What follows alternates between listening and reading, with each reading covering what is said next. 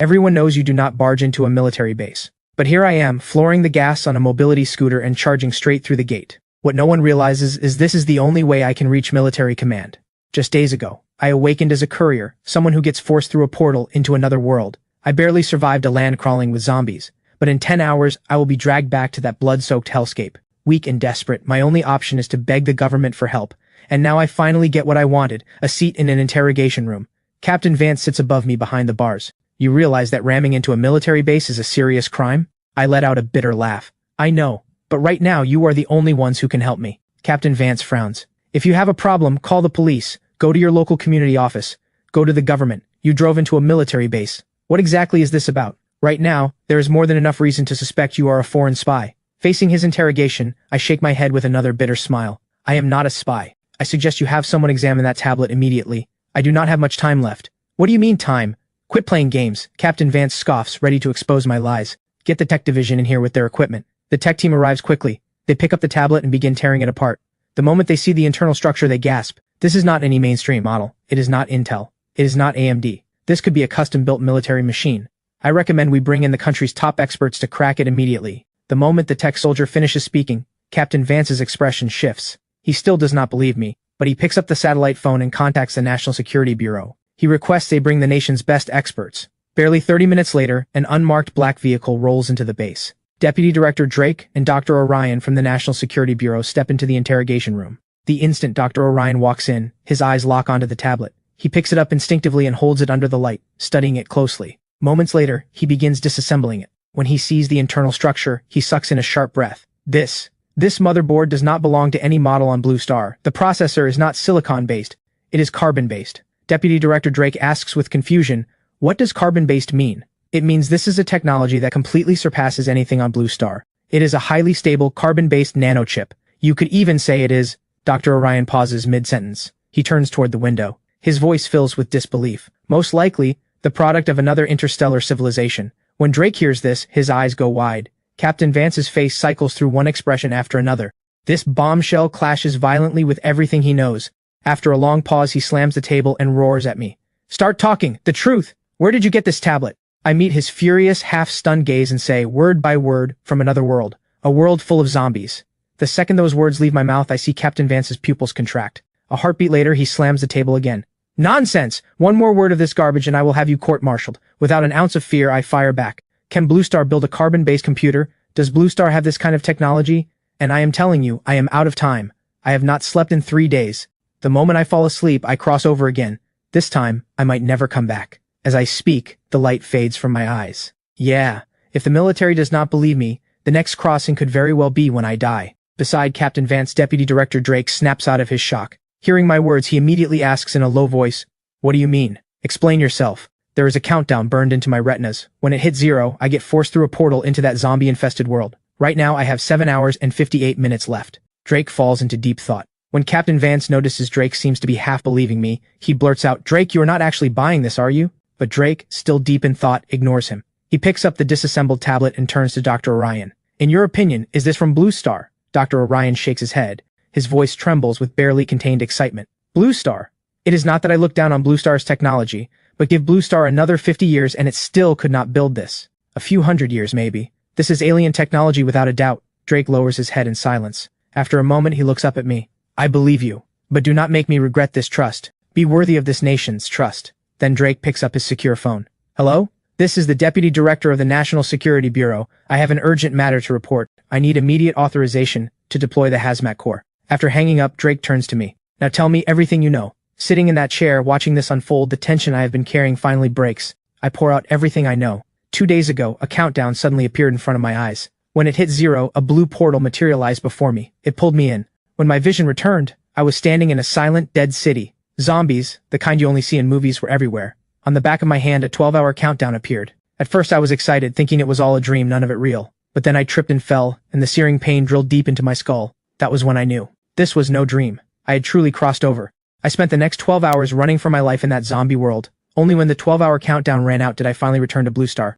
I have this gut feeling. The moment I fall asleep again, I will most likely be pulled back into that nightmare world. That is why I have stayed awake for 3 days straight. I cannot hold on any longer. So I brought the tablet and came to find you, hoping the nation could help me. As my last word fades, the room falls silent again. Everyone seems to be digesting this impossible story. Drake is the first to snap out of it. He calls in 2 hazmat soldiers to quarantine me and run a blood test. But right at the end, Drake asks one more question. How did you get here? I took the bus. Then at the gate, I bought a mobility scooter from the shop across the street and drove it in. The second those words leave my mouth, Drake tenses, sweat beads on his forehead. Do you have any idea? If you were carrying a virus, the entire bus route, the streets, maybe the whole city could have been wiped out. Thankfully, my blood test results come back quickly. No infection detected. Drake finally lets out a breath of relief, but he does not drop his guard. Once the hazmat corps arrives, he orders everyone who has had contact with me into quarantine. Then comes the thunder. Several massive helicopters roar in. Director Kane, the head of the National Security Bureau, arrives as the highest-ranking authority. He looks at me, dead serious. You can really cross over? After receiving my firm yes, he pats me on the shoulder. How long does the portal stay open? Can you bring heavy weapons through?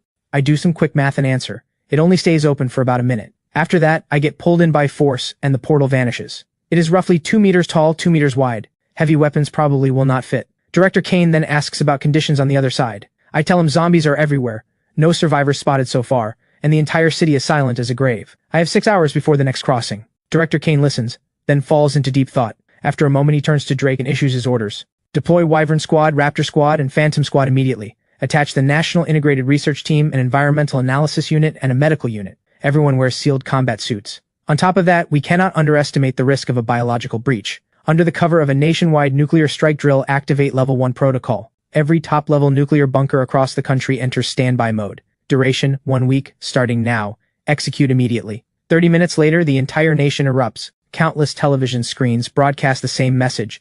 Nuclear strike drill commencing immediately. Every phone blares a red alert. A nuclear strike defense drill is now underway. Please remain calm. All citizens, please cooperate. Inside the base, armored vehicles roar to life. Rows of fighter jets streak across the sky. Personnel in lab coats suit up in specialized gear and arrive at Southern Command Base. Phantom Squad, Raptor Squad, and Wyvern Squad board military transports, fully armed, and converge at the base airfield. Director Kane stands at the front in full uniform, facing the assembled troops. Soldiers, you are about to carry out an extremely dangerous mission, one that concerns the fate of humanity. Anyone unwilling to go may step out now. I swear there will be no consequences. Those who choose to stay, write your final letters now. The nation will deliver them to your families. The entire assembly goes silent, nothing but the sound of rapid breathing. These soldiers run missions all the time, but they have never been told to write farewell letters. This means the mission is truly, terrifyingly dangerous. The death rate must be staggering. After a brief silence, one soldier pulls out paper and a pen. Mom, Dad, your son has failed you. If I do not come back, please do not grieve for me. I only did what a soldier is supposed to do. When he finishes, heavy tears roll down his face. He signs his name and solemnly places the letter in a steel box. Then a second soldier, a third, a fourth. One by one, they drop their farewell letters into the box. 7 or 8 minutes later, Director Kane seals the box shut, hands it to his aide, and looks out at the soldiers. His voice is rock steady. Soldiers, every single one of you is outstanding. You are not marching to your deaths. You are marching toward the nation's hope. Just days ago, a citizen of this country accidentally gained the power to open a portal and cross into another world. Crossing over? A portal? Is this for real? Are we in a sci-fi movie? Murmurs ripple through the special ops ranks. Every single one of them has the same doubt. But soon, Director Kane delivers another bombshell. The world on the other side has been completely destroyed by zombies. It is extremely dangerous. And that citizen has already completed his first crossing, confirming everything I just told you. But the virus's transmission mechanism is still unknown. We have no detailed intelligence on conditions in that world. So your core mission is to escort him on the next crossing, collect data and samples. Above all else, keep him alive. Understood? Understood. Director Kane turns to me. How much time is left on your countdown? 5 hours 30 minutes. Get some rest. Leave the rest to us. Director Kane calls every squad leader into the briefing room and begins laying out the detailed battle plan. Meanwhile, a manual titled Zombie World Survival Manual is being printed at breakneck speed. Over 90 million copies roll off the presses in a single night and are distributed to citizens across the country. The next morning, I stand on the assembly airfield surrounded by Director Kane and the 3 elite squads. I stare at the countdown before my eyes. 4, 3, 2. The instant it hits 0, a blue light radiates from my vision.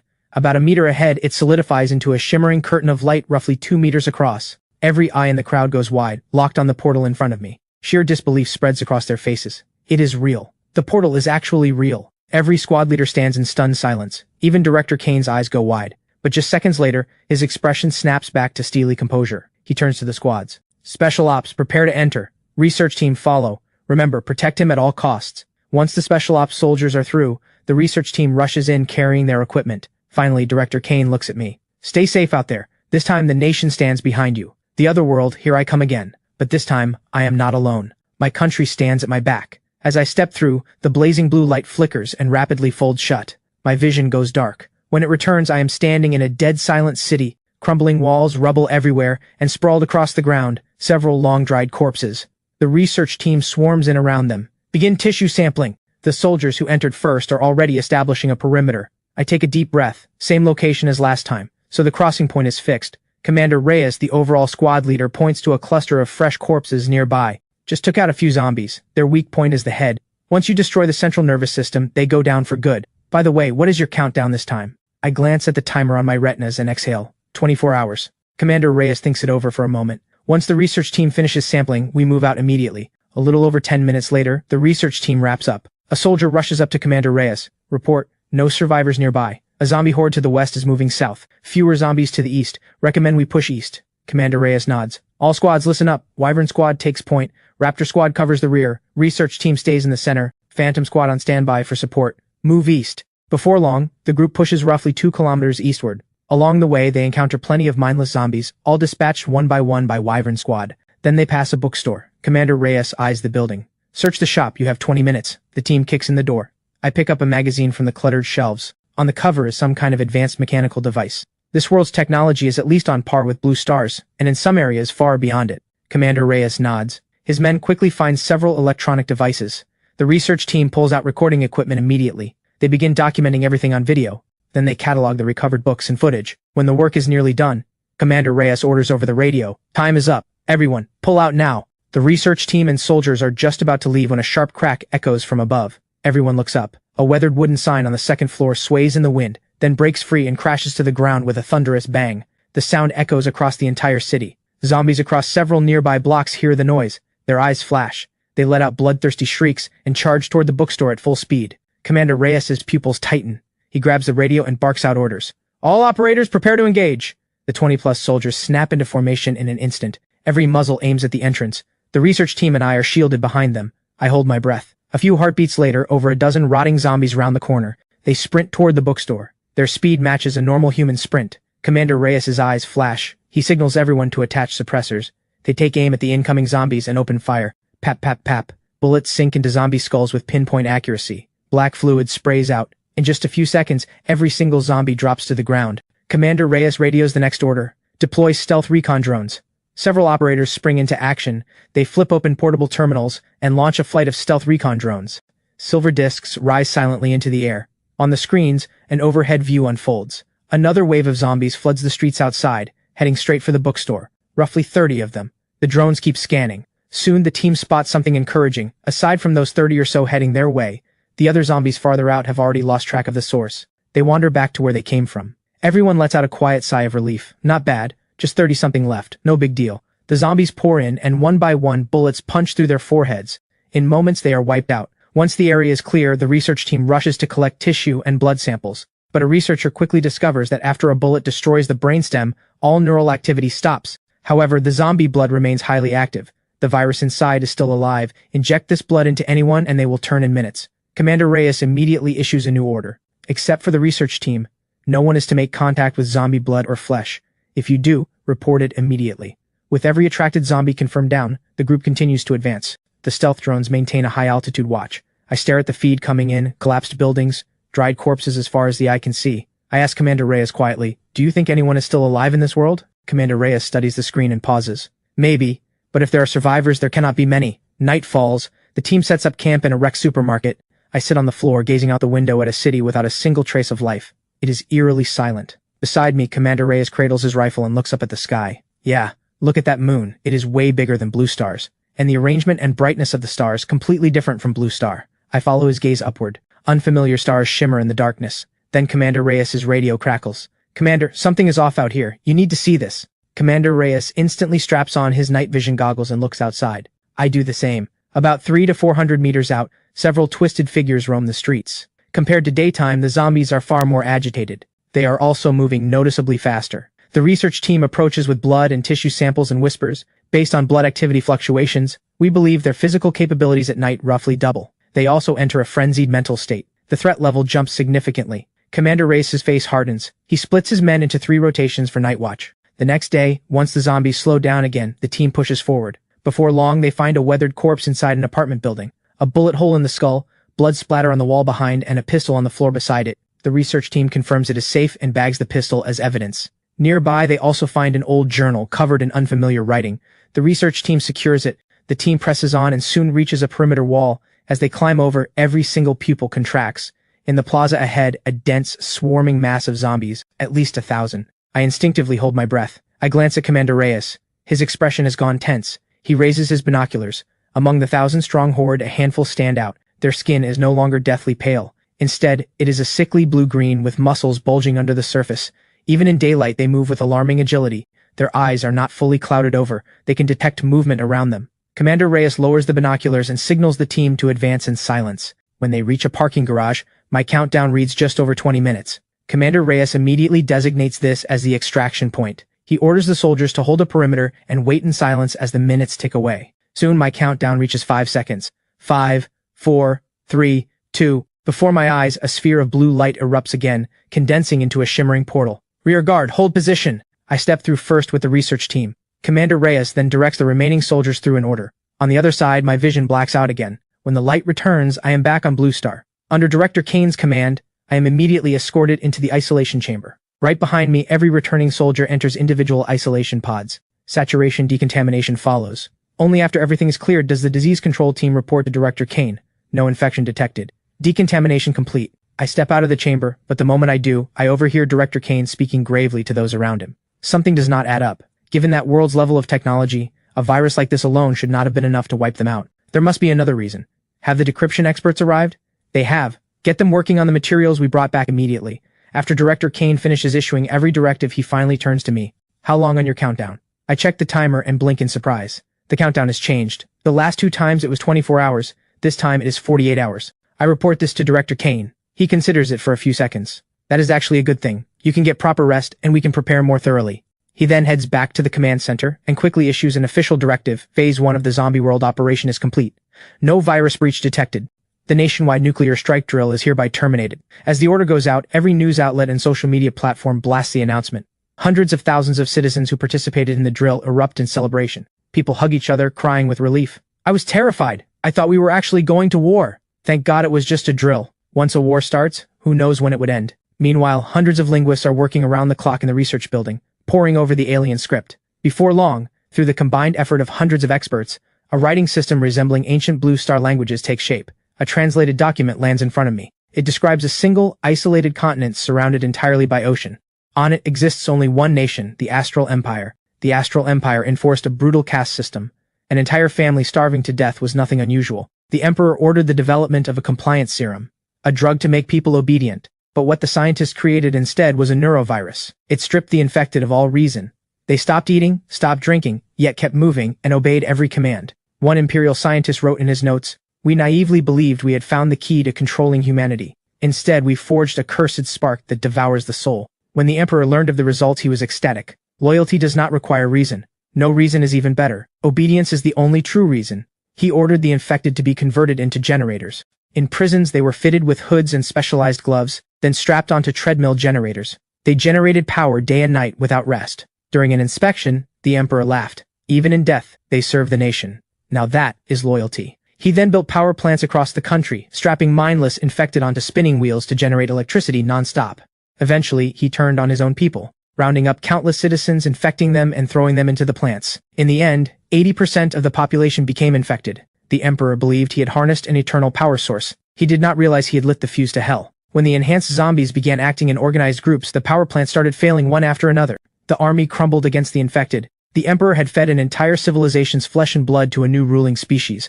Later reports described advanced infected learning to cooperate, learning to climb, learning to think. In that moment, I knew it was over. All of it. I set down the document. A strange, indescribable feeling washes over me. An entire empire crumbled just like that. That afternoon, Dr. Orion tracks me down. The decoded materials include a map. 200 kilometers north, there's a core lithography plant and a fusion energy center. Based on the items and data you brought back, their carbon-based chip lithography processes and fusion technology are at least 50 years ahead of ours. That lithography plant very likely contains the Empire's most advanced technical systems. If we can retrieve even a portion of that data, it could mean a quantum leap for Blue Star. So I strongly recommend you head north on the next crossing. After seeing Dr. Orion off, I receive another notice from Director Kane. The next crossing point is being relocated to Lop Nur. A plane is already on its way to pick me up. Before long, I am in the air, staring out the window. The irony is almost cruel. A civilization with technology far beyond ours, and they just had to chase a compliance drug and dabble in biological weapons. Soon, the plane touches down. I step off into a blast of hot wind and swirling sand. A young woman approaches. Hello, I am Dr. Serena. I will be serving as your psychologist. I turn to Commander Reyes, who has been waiting here for a while. He grins. You are a top priority national asset now. They are worried you might get rattled over there. Mental health matters. This lady is the psychologist the nation assigned specifically to you. I shake my head, half amused. I check the countdown. 2 hours left. Once I enter the base, 15 specialized off-road vehicles stand in formation. Dr. Serena speaks up beside me. Command has outfitted you with full capability off-roaders this time. The team has been expanded to 40 operators. That is how seriously the nation takes your safety. I run my hand along the vehicle's hull. Thick, sturdier than any vehicle I have ever seen. The windows are ballistic, glass. A bullet could not even scratch them. Soon, as the team assembles, my countdown nears 0. The base intercom begins counting down. 10, 9, 8, 7, 3, 2, 1. A blue portal blazes open before my eyes once more. Commander Reyes gives the order. The special ops vehicles roll through first. I exchange a look with Commander Reyes, then follow. The research team is right behind us. My vision goes dark again. When it clears, I am back in the zombie world. But this time is different. I appear directly in the parking garage where we left off last time. From the driver's seat, Commander Reyes issues orders over the radio. Raptor Squad takes point. Phantom Squad on the rear. Research team and I ride center. Wyvern Squad covers the tail. Objective, the Fusion Energy Center, 200 kilometers north. Once every unit confirms receipt, the convoy moves out. The roar of the engines draws nearby zombies. The lead vehicle floors the gas and smashes several zombies aside. Mechanical whirring sounds from the roof mounts. Drone after drone launches into the sky, scanning the surrounding area. Terrain data streams in real time. Once everything is in place, Commander Reyes turns from the monitors and asks me, "How long is the countdown this time?" I glance at the timer. 3 days. Commander Reyes raises an eyebrow. That long this time? I smile.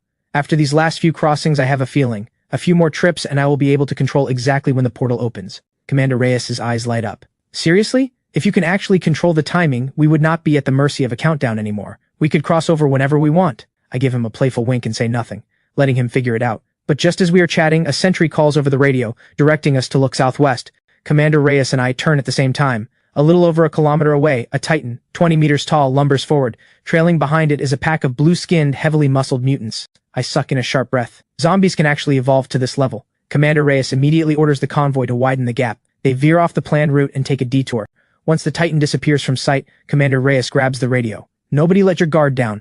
The appearance of a Titan means this virus is far more terrifying than anything in the intel. There are dangers out here we cannot predict. Everyone stay sharp. Proceed with extreme caution. He lowers the radio and looks out at the dead city. Do you ever wonder if there is more to this outbreak than just things spiraling out of control? Take that Titan just now. I strongly suspect it was a living weapon, deliberately engineered by the Astral Empire. A weapon that eventually turned on its creators. I listen to Commander Reyes and fall into silence. The sky gradually darkens.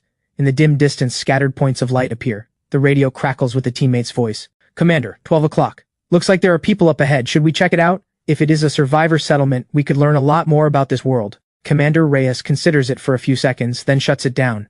Keep moving. Do not get sidetracked. Our target is the Fusion Energy Center. The convoy pushes on. 2 hours later, the Fusion Energy Center finally comes into view. Roof-mounted drones launch to scout the interior. The facility's interior appears on the monitors. A massive reactor core, toppled. Towers collapsed. Bones scattered everywhere. Heavily damaged military hardware. Evidence of a brutal last stand.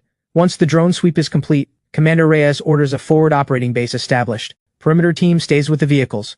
Report any contact immediately. Everyone else, on me. The group advances along the main corridor, zombie shrieks echoing off the walls. A few zombies pick up the noise and charge. The soldiers drop them instantly with suppressed fire. Soft pops and the zombies crumple. Commander Reyes follows the signs on the wall, leading the team to the Fusion Center's main control room. After clearing out the zombies, the research team files in. From the surviving records, they learn this facility was built over a century ago. At that time, the Astral Empire had a once-in-a-generation genius known as the Father of Science. He single-handedly solved the 10 great challenges of nuclear fusion, catapulting the Empire's fusion technology decades ahead. This plant became a national marvel. The team then moves toward the energy core. The research team pulls out their sampling gear. A middle-aged researcher stares at the core materials, barely containing his excitement. The core technology and thermal shielding here are far beyond anything on Blue Star. I need to bring samples back for study. The research team sets up recording equipment.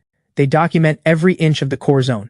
As sampling continues, the researcher grows even more animated. The material layering is incredibly stable. It has natural stability and radiation resistance. On top of that, they used a crystal with superconductive properties. If we can bring these samples back home, the Republic's nuclear energy program will leap forward. Full-scale practical fusion might even become possible. Those words set the entire research team on fire. Every one of them dreams of making a breakthrough for the nation, of leaving their mark in the history of science. The researcher immediately directs the team to begin cutting material sections. They load the samples into sealed containers. Just as the sealing wraps up, an alarm crackles through Commander Reyes's earpiece. 2 Titans detected to the southeast, moving at 6 kilometers per hour, currently 1 kilometer out. Estimated arrival, 10 minutes. Commander Reyes's face darkens. He barks the order. Deploy anti-tank high-explosive mines immediately. Stand by to cover our withdrawal. He turns to me and the research team. All researchers, fall back now. Retrace the route back to the vehicles. The order drops and everyone scrambles to move. 30 seconds later, we burst out of the energy core. I am gasping for air, running behind the group. The closer we get to the exit, the more the ground trembles beneath our feet. A dozen seconds later, an explosion rips through the air from the direction of the convoy. I know exactly what that means. The mines have detonated. The Titans are right on top of us. Everyone picks up the pace. By the time the second blast hits, we are back at the convoy. I yank the door open and throw myself inside. Commander Reyes floors the gas. The engine roars. I twist around and look toward the blast site. 300 to 400 meters back, 2 Titans charge forward, bellowing in rage.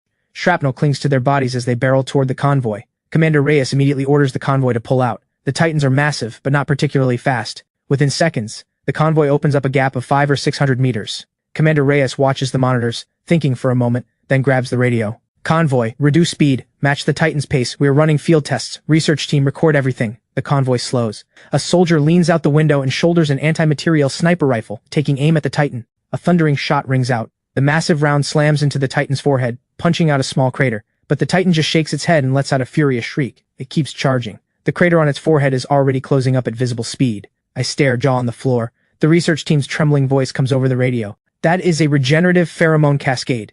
This is not a random mutation, it was absolutely engineered. Commander Reyes goes silent for a few seconds, then issues a new order. Switch to high-explosive armor-piercing rounds. The gunner on the roof swaps ammunition in seconds. Another booming shot. A burst of sparks erupts from the Titan's forehead.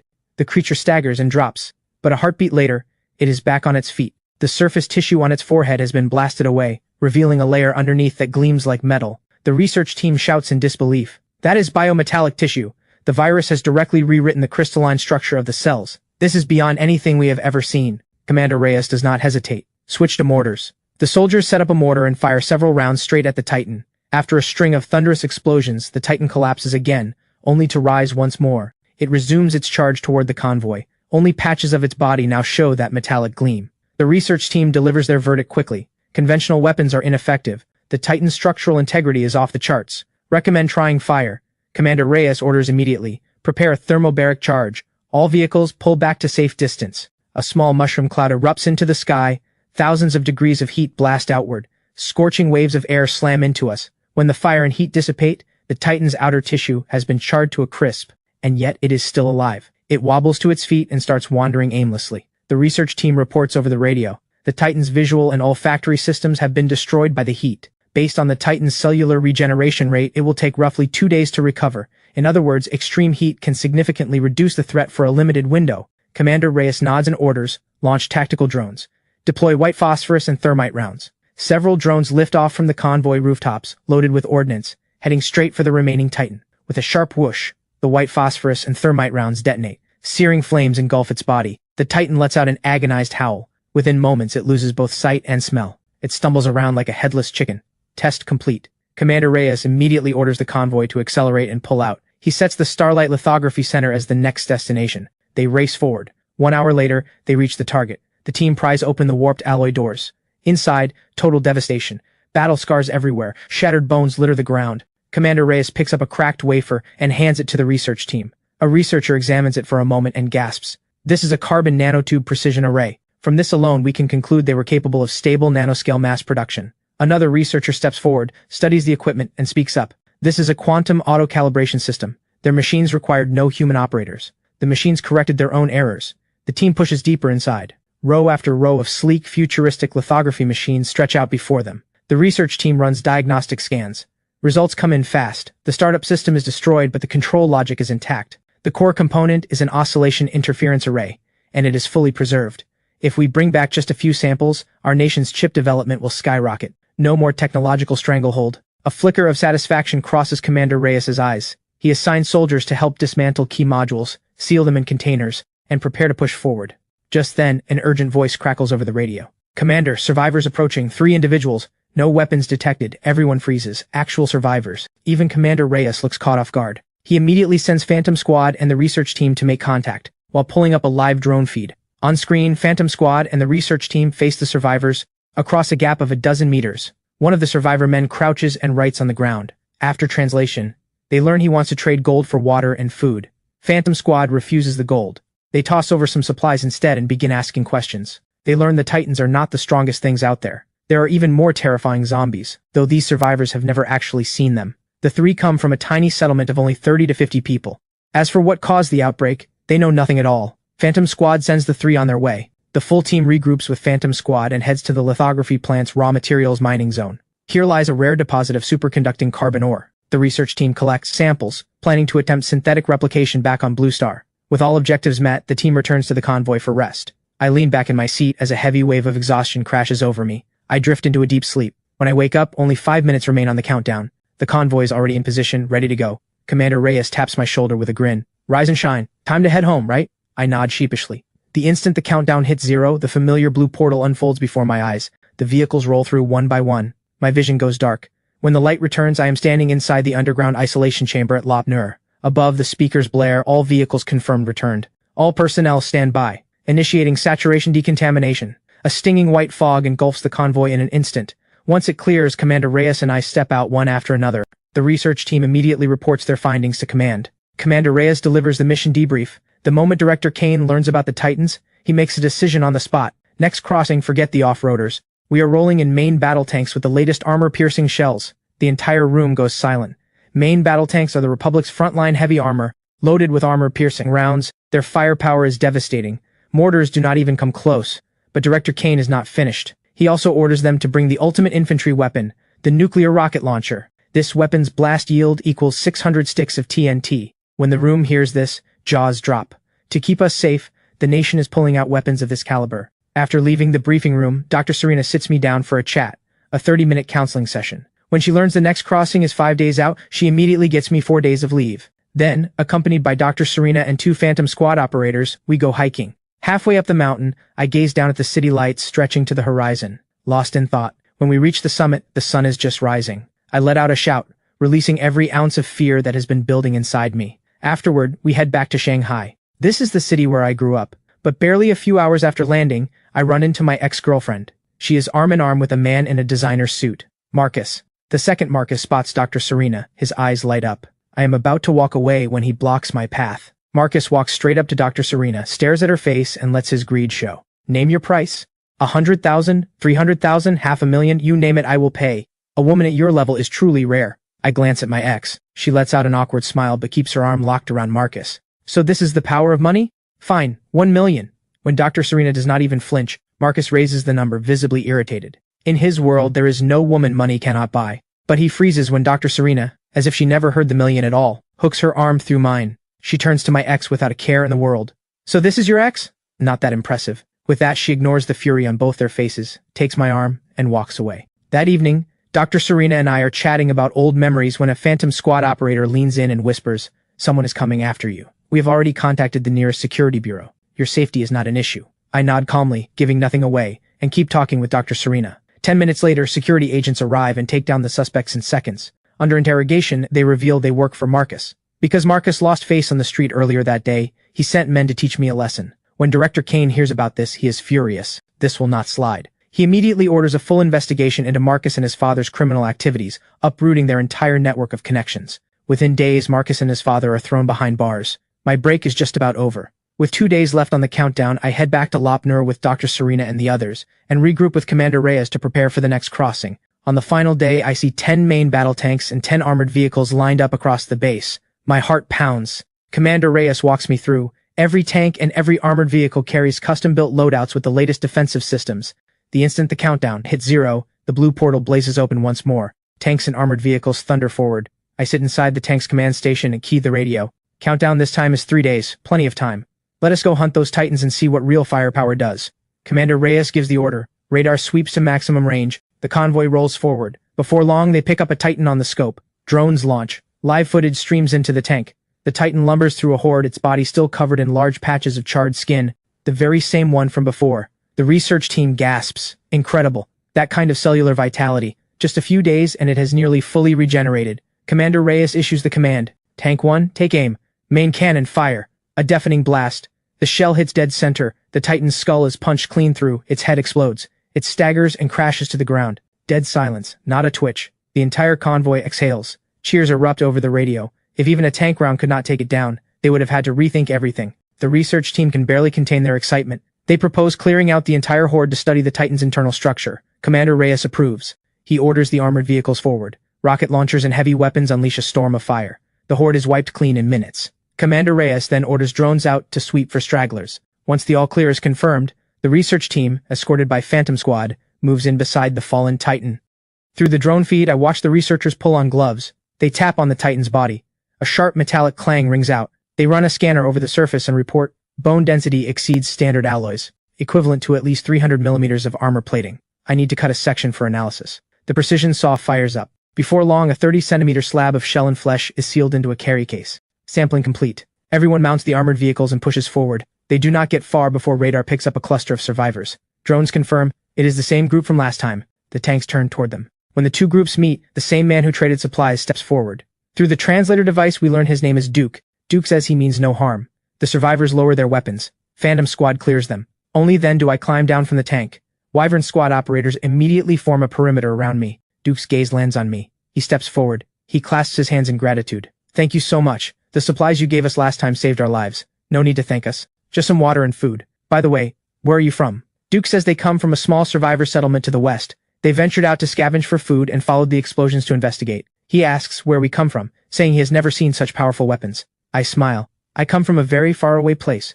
We are here to assess the situation as well. Duke stares at the tanks and armored vehicles behind me, eyes full of envy. Your weapons look incredibly powerful, stronger than anything I have ever seen. These were all developed by our nation, and we have even more powerful ones. Duke's face fills with shock. There is something even more powerful than this? After a pause, Duke reveals the real reason he is here. Do you have any food left? Our base is nearly out. I have gold. I can trade gold for supplies. I wave him off, then call over a soldier and hand Duke a bundle of water and food. Duke's hands tremble as he thanks us. Thank you. Thank you. The tank convoy rolls toward the next objective, heading southwest to the mining zone. After 7 or 8 hours, we finally arrive. Phantom Squad holds the perimeter. Raptor Squad and Wyvern Squad fan out to collect ore. The research team gathers data. Before long, the team has secured roughly 2 tons of ore, including spirit carbon and hypercrystal, along with a number of rarer mineral samples. Contact? Zombie, 200 meters out, Commander Reyes shouts. I look up. In the distance, a regular zombie charges toward us, but the next second, an armored vehicle rolls over it, crushing it to pulp. With 1 hour left before the portal opens, the team has already wrapped up the mining operation. Everyone sits on the tanks and armored vehicles, chatting. Solid haul this time. Not only did we take down a Titan, we got Titan tissue samples, plus all this ore. Once these samples hit the labs, the nation's tech level is going to skyrocket. I glance around at the group. Every single face is beaming. I smile too. Before long, as time ticks away, my countdown hits 0. The portal opens once more, its blue light shimmering before the group. But this time, something inside me feels different. I focus my mind, make it bigger. The edges of the blue light actually expand. Now smaller. The expanded edges shrink back. My heart slams in my chest. I try again. The portal truly responds to my will. I focus on closing it, then opening it again. The blue light actually shuts down, then blazes back to life. The soldiers standing beside me freeze as they watch the portal close and reopen. Finally, Commander Reyes asks, his voice shaking, "You can control the portal now?" I answer, barely containing my excitement, "Yes." Commander Reyes erupts with joy. This is no longer a random portal. It is a stable cross-dimensional gateway. This is an epic-level breakthrough. This means the entire national strategy may need to be rewritten. The country will develop faster than ever. A whole new era. Once the excitement settles, everyone drives the tanks and armored vehicles through the portal. My vision goes dark. When it returns, I am back at Lop Nur. After a full round of saturation decontamination, Commander Reyes immediately reports the breakthrough. The nation responds swiftly with a directive, establish Lop Nur as the hub, and formally build the cross-world operations base. 1 week later, over 1,000 researchers arrive. Military-grade construction expands the site by 100 kilometers. Dozens of buildings rise from the desert floor. 2 heavy combined arms brigades move in. My understanding of the portal also deepens. By controlling energy flow, I can set the portal to 3 modes: lockdown, one-way, and two-way. On Wednesday, I receive orders. report to a massive staging plaza and open the portal. The moment I step onto that plaza, my jaw drops.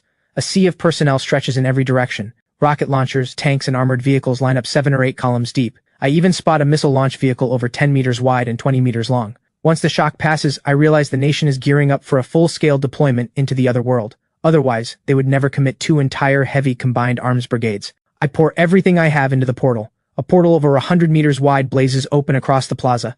The iron flood roars to life. Vehicles pour through in formation, crossing into the other world one after another. 1 week later, I stand on the observation platform at the heart of the Otherworld base, looking out at a site transformed beyond recognition. The brigades chose their position well, setting up on the outskirts of a city near the mining zone, close enough to the city to salvage urban resources, and right next to the mines for easy extraction. But that is not the main point. What matters is that the Military Construction Corps has also crossed over, building at a furious pace. In just 5 days, they erect a satellite launch facility. Drone swarms are deployed for a comprehensive planetary survey. But perhaps so many people gathered in one place draw too much attention. The zombies sense the living. From the city, a massive corpse tide of 7,000 to 8,000 surges toward the base. Satellites detected instantly. Alarms blare. General Ward, the overall commander in the Otherworld, immediately orders 1 heavy combined arms battalion to the forward line. For absolute certainty, rocket launchers and tanks also move into position. Once the zombies enter optimal firing range, he orders the long-range artillery to unleash a saturation bombardment. Through the drone feed, I watch over a dozen armored vehicles open their rear hatches, revealing rows of shells. They fire on the zombie horde more than 10 kilometers out. Dozens of small mushroom clouds erupt across the swarm. Zombies are pulverized in the blasts. Minutes later, the guns fall silent.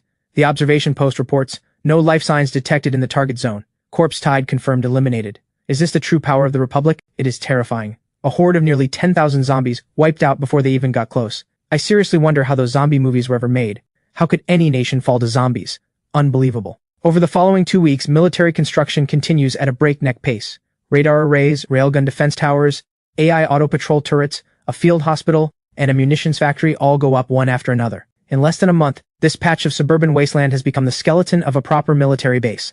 Every morning, dozens of vehicles roll toward the mines. Every evening, they return fully loaded. Spirit carbon, hypercrystal, and other strategic minerals flow through the portal back to Blue Star in a steady stream. Meanwhile, at the National Research Institute, Dr. Blake grits his teeth at the latest test results. Another failure. The Eagle's stranglehold on lithography materials is brutal. At the current rate of material restrictions, catching up to the Eagle will take at least 50 years. The gap is massive. Just as they are racking their brains over how to break through the blockade, the office door bursts open. A researcher rushes in.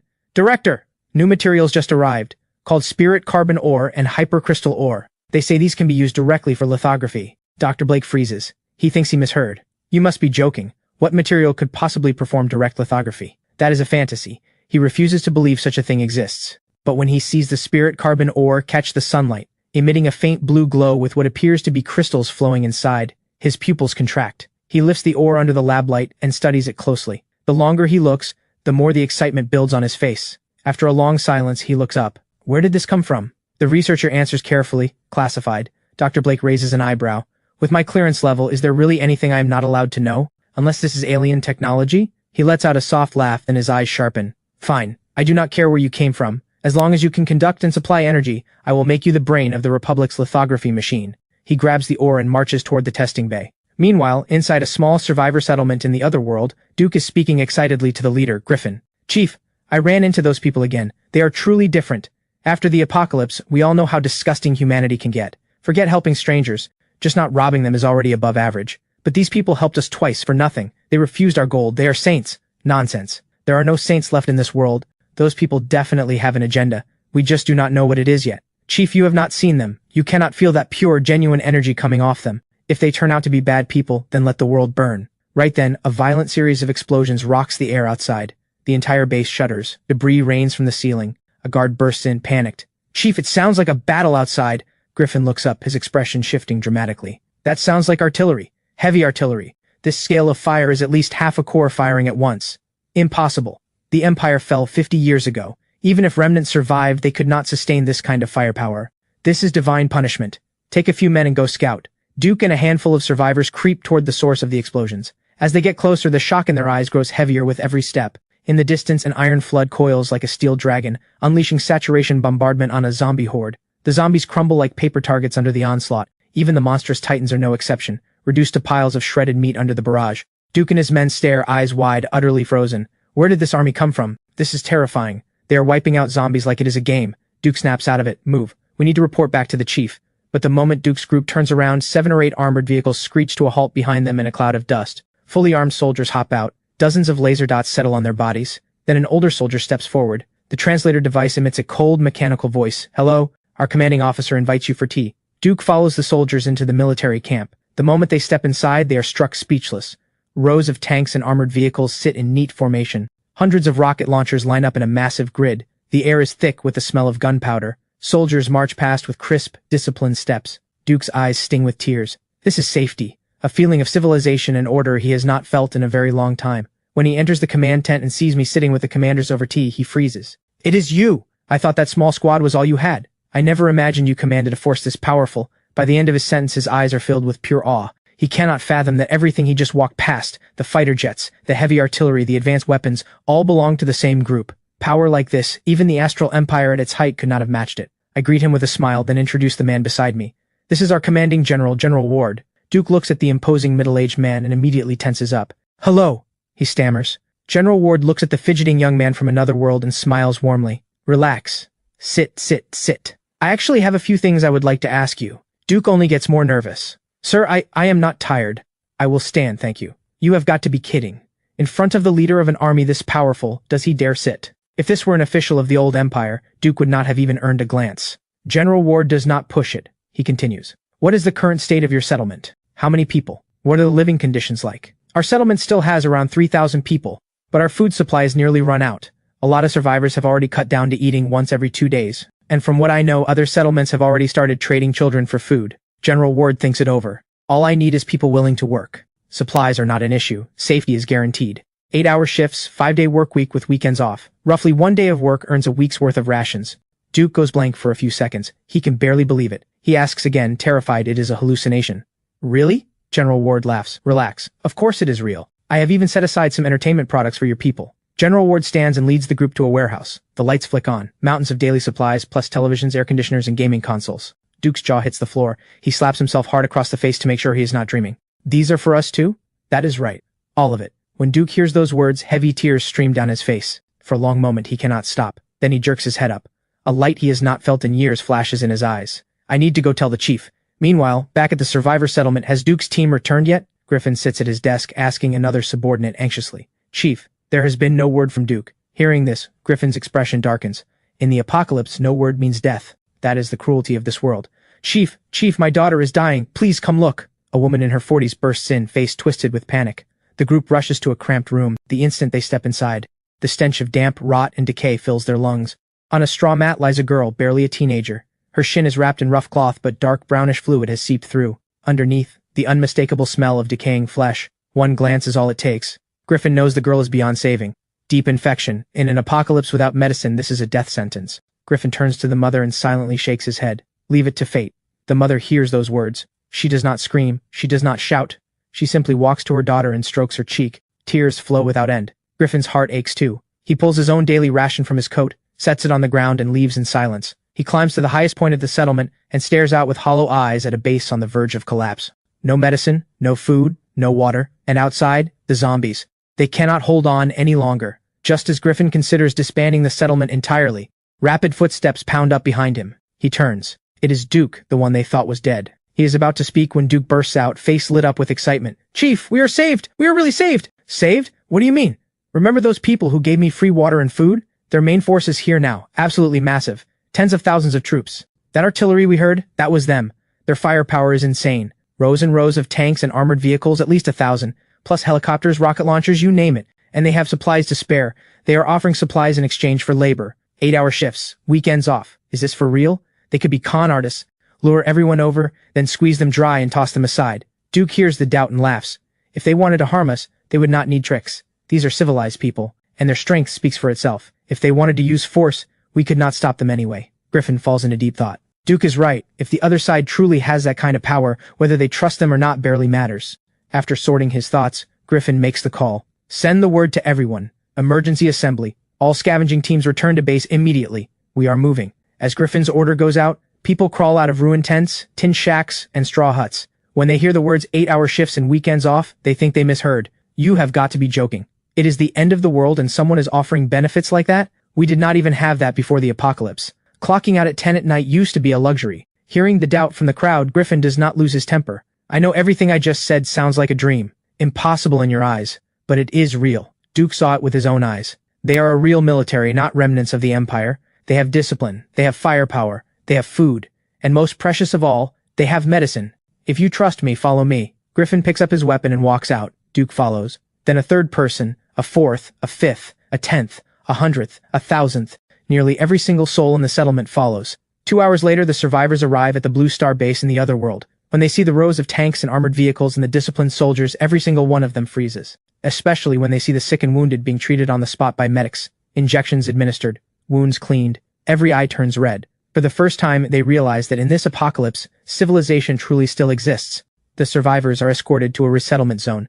They see rows of tidy yards. They step inside and find every amenity they could ask for. Hot water heaters, televisions, air conditioning, even gaming consoles. Am I dreaming? Quick, slap me. Let me know if this is real. Griffin is no different. Seeing amenities that only existed in dreams, he slaps himself hard across the face. Once he confirms it is not a dream, his eyes go red. It is real. It is all real. In the days that follow, the survivors report for work each day, saving the military a tremendous amount of manpower. Griffin and Duke are personally invited to join the military staff as local advisors, and a systematic integration of other survivor settlements begins. Some settlements, despite harsh conditions, still held on to basic humanity. These groups the military takes in directly, bringing them into the resettlement zones, but other settlements have long since lost their humanity entirely. Trading children for food was the mild end. Many had taken to calling the elderly and disabled livestock. Children under 10 were called prime livestock, praised for their tender, flavorful meat. General Ward's order for these settlements is simple: total annihilation. Commander Reyes receives the order and immediately leads 2,000 soldiers, over 200 tanks, and wipes these settlements off the map with saturation bombardment. Once the cleanup is mostly done, I sit in the command center, staring at a brand new countdown that just appeared. 72 hours. My eyes go wide. I grab the radio.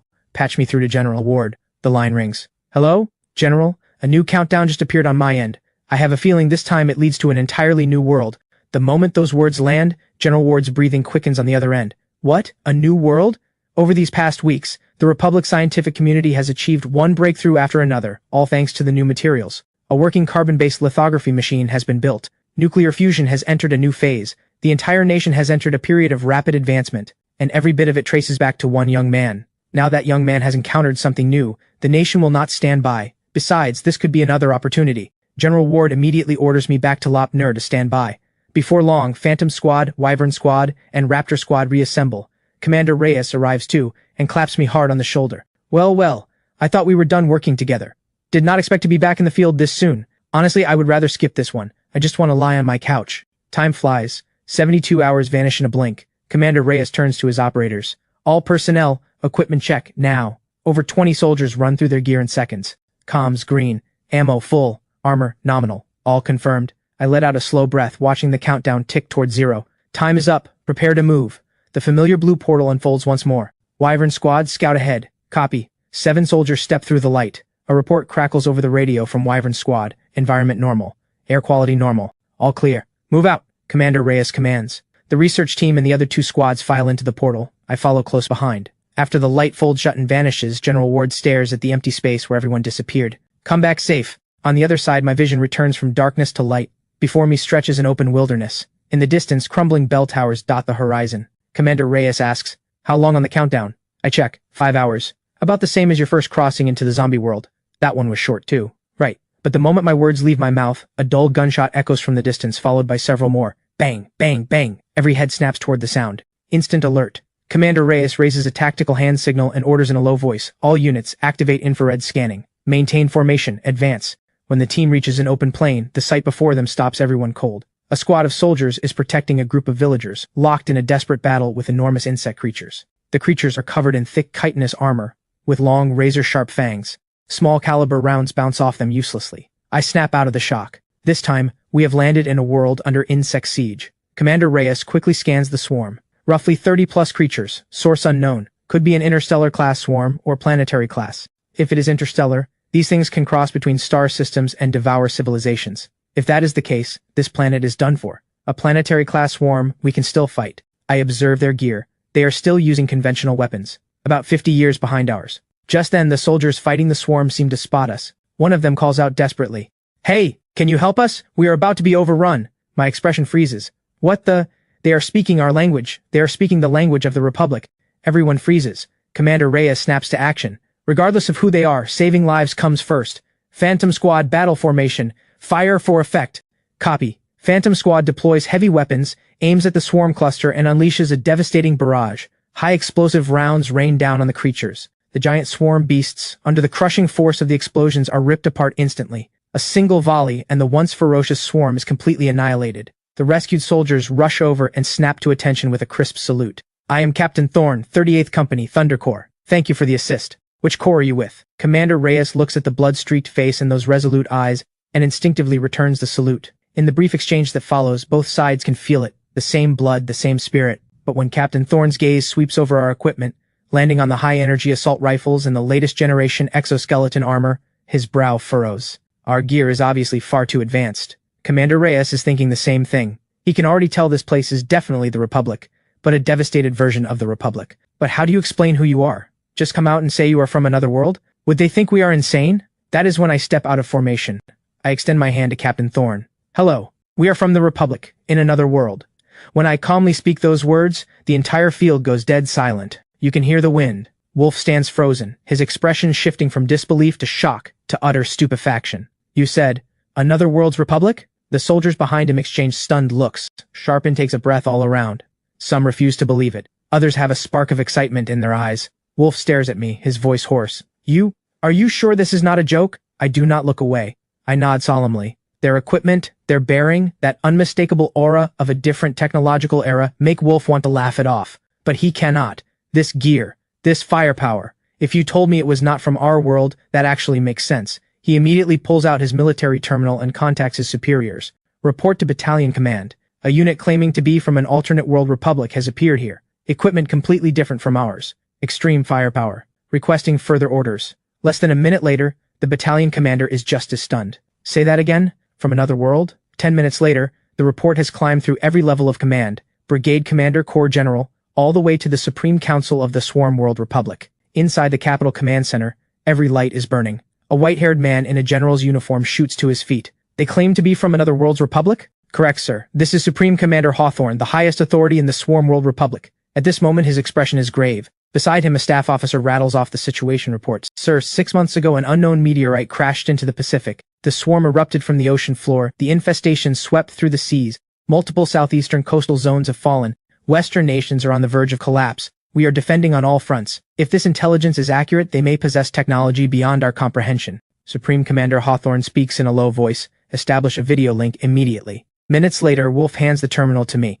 On the screen, an elderly man with deep wrinkles and blazing eyes appears. I am Supreme Commander Hawthorne of the Republic Central Command. His voice is deep, tempered by a lifetime of war. You say you are from another world's republic? My gaze is steady. I nod. Yes. My name is Kai. We truly come from another world. A republic much like yours, but without the swarm. The entire war room falls into silence. Hawthorne stares at the screen, silent for a long time. A staff officer pulls up identification results and whispers, Sir, facial recognition, iris scans, fingerprints, none of them exist in our database. Equipment design is entirely different from ours. Their technology path diverges significantly from ours, and the gear shows no signs of being reverse engineered. Assessment, they are very likely telling the truth. Hawthorne slowly sinks back into his chair, eyes deep and contemplative. No identity records, yet they speak our language. Equipment unlike ours, yet equally advanced and effective.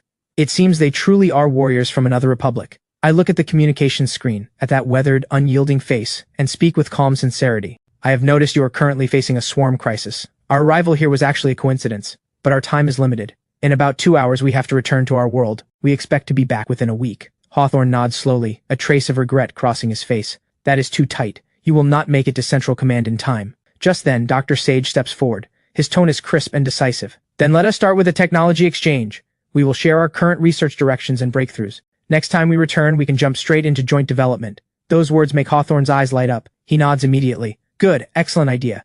He turns to his staff. Compile our core research files immediately. Energy, weapons, defense systems, and mecha technology. Before long, Chief Research Scientist Dr. Wren appears on the other side of the screen. He looks like he has not slept in days. Yet his eyes still burn with intensity. This is a partial overview of the Republic's current research. Dr. Wren holds his terminal up to the camera. After the swarm outbreak, we consolidated all scientific resources under Project Dawn. Our primary focuses are high-energy particle weapons, defensive barriers, mecha technology, and reverse engineering of swarm genetics. The files were compiled under emergency conditions and are not fully comprehensive, but they should give you a clear picture of where we stand. Dr. Sage does not hesitate either, uploading the files he prepared. They contain a technical overview of the carbon-based technology framework, superfusion energy core, spirit carbon and voidshine stone energy applications, as well as synthetic starch, hypersonic missiles, the Type 055 destroyer, and nuclear-powered carriers with electromagnetic catapult systems. As both sides finish exchanging data, the research terminals on both ends display confirmation prompts simultaneously. In that moment, the technology trees of the Swarm World and Blue Star's Republic connect for the very first time. I glance at my watch. Just a reminder, we have about an hour before we have to head back. Hawthorne's voice carries a quiet weight through the comms. Kai, on behalf of the Swarm World Republic, I thank you for coming. You have brought us hope. I smile. We share the same roots. Helping is only natural. We will discuss next steps when I return. By the way, is there a relatively secure staging area nearby? Wolf answers immediately. Yes. 30 kilometers from here, we have the Thunder Brigade's forward base. Solid terrain, strong defenses. It would make an ideal temporary return point. There are vehicles nearby. Let us drive. Under Wolf's escort, our group, myself, Dr. Sage, and the rest, along with the villagers Wolf had been protecting, pile into vehicles and head for the base. Wind whips sand from the ridgelines. Smoke from distant battle still hangs in the sky. When we arrive, the final seconds on my retinal countdown tick to 0. A brilliant blue gateway slowly opens on the clearing. I turn and look back at Wolf. See you next time. With those words, I step through the gateway with the team. Blue light flickers, and our figures vanish into the air. Wolf stands rooted to the spot for a long time, staring at the empty sky. He murmurs under his breath, I hope you really do come back. The Swarm World. Republic Central Research Center. Deep into the night, the entire building blazes with light. Screens flicker, instruments hum. The place is a sleepless steel furnace. Dr. Wren stands at the main console, fingers trembling as he scrolls through the data just received from the other world. Voidshine stone, frost blue crystal, phosphor carbon mother ore. 3 exotic minerals that do not exist in their world glow blue on the data panels. He whispers to himself, This cannot be explained by material science. This is a miracle that transcends the limits of civilization. He keeps scrolling. Synthetic starch, too. With the swarm ravaging the land, this technology is critical. And the Type 055, destroyer and nuclear-powered carrier with electromagnetic catapult. Unfortunately, the oceans have become a no-go zone. Then he spins around. His voice shakes with emotion. Everyone, it looks like the mecha technology framework we have been dreaming of can finally become a reality. In an instant, the entire research hall erupts. Scientists who had been running on fumes, awake for 3 days and 3 nights straight, leap to their feet, eyes bloodshot. Can it really work? As long as the Voidshine Stone's energy density checks out, our reactor design can achieve self-sustaining power. The mecha program is coming back to life. Project Raise is restarting. The air fills with a mix of excitement and tears. In a world ravaged by the swarm, they had fantasized time and again if only they could build a real mecha legion. Maybe they could tear open a lifeline for humanity through the swarm. Meanwhile, back on Blue Star, Dr. Sage sits at a holographic desk in the research center, eyes locked on the screen, fingers flying as he dissects the data from the swarm world piece by piece. When he opens the file labeled Project Raise Mecha Experimental Framework, his pupils contract. They have actually built a complete theoretical mecha framework. He tears through hundreds of pages. His heartbeat nearly drowns out the computer's hum. Armor materials, structural mechanics, hydraulic muscle fiber, neural synchronization interface. It is all there. Dr. Sage cannot help standing up. His breathing is rapid. The only bottleneck is energy. Energy density is too low. Their mecha can only sustain 5 minutes of combat. The next second, he slams the desk and laughs out loud. Perfect. That happens to be our specialty. The old fire reignites in his eyes. If we build a microfusion reactor using Voidshine Stone and Frost Blue Crystal, supplemented by the quantum energy channeling properties of phosphor carbon mother ore, their mecha will no longer be a 5-minute toy. It will be a steel titan built for sustained combat. He begins recording his ideas on the holographic screen, murmuring as he writes, They have the structure. We have the energy. They have the combat systems. We have the materials. When 2 worlds' technology converges, the true age of mecha will begin. On the screen, 2 civilizations' technology trees unfold side by side, gradually overlapping, filling each other's gaps. A new label appears at the center, Cross-World Joint Initiative, Project Thundershine, codename, Dual World Joint Mecha Program. Dr. Sage lifts his head. Blue light reflects in his eyes. They made it this far not just through brilliance, but through the sheer will to keep fighting at the edge of extinction. He flips through the files and finds an appendix in the Swarm World Republic's research report, Stellar Titanium, a metal 10 times stronger than tungsten steel, with toughness that holds firm even in extreme cold. Dr. Sage reads the name aloud, Stellar Titanium. Genuine admiration crosses his face. No wonder they could support a mecha framework. The disaster in their world forged its own kind of miracle. Meanwhile, my countdown restarts.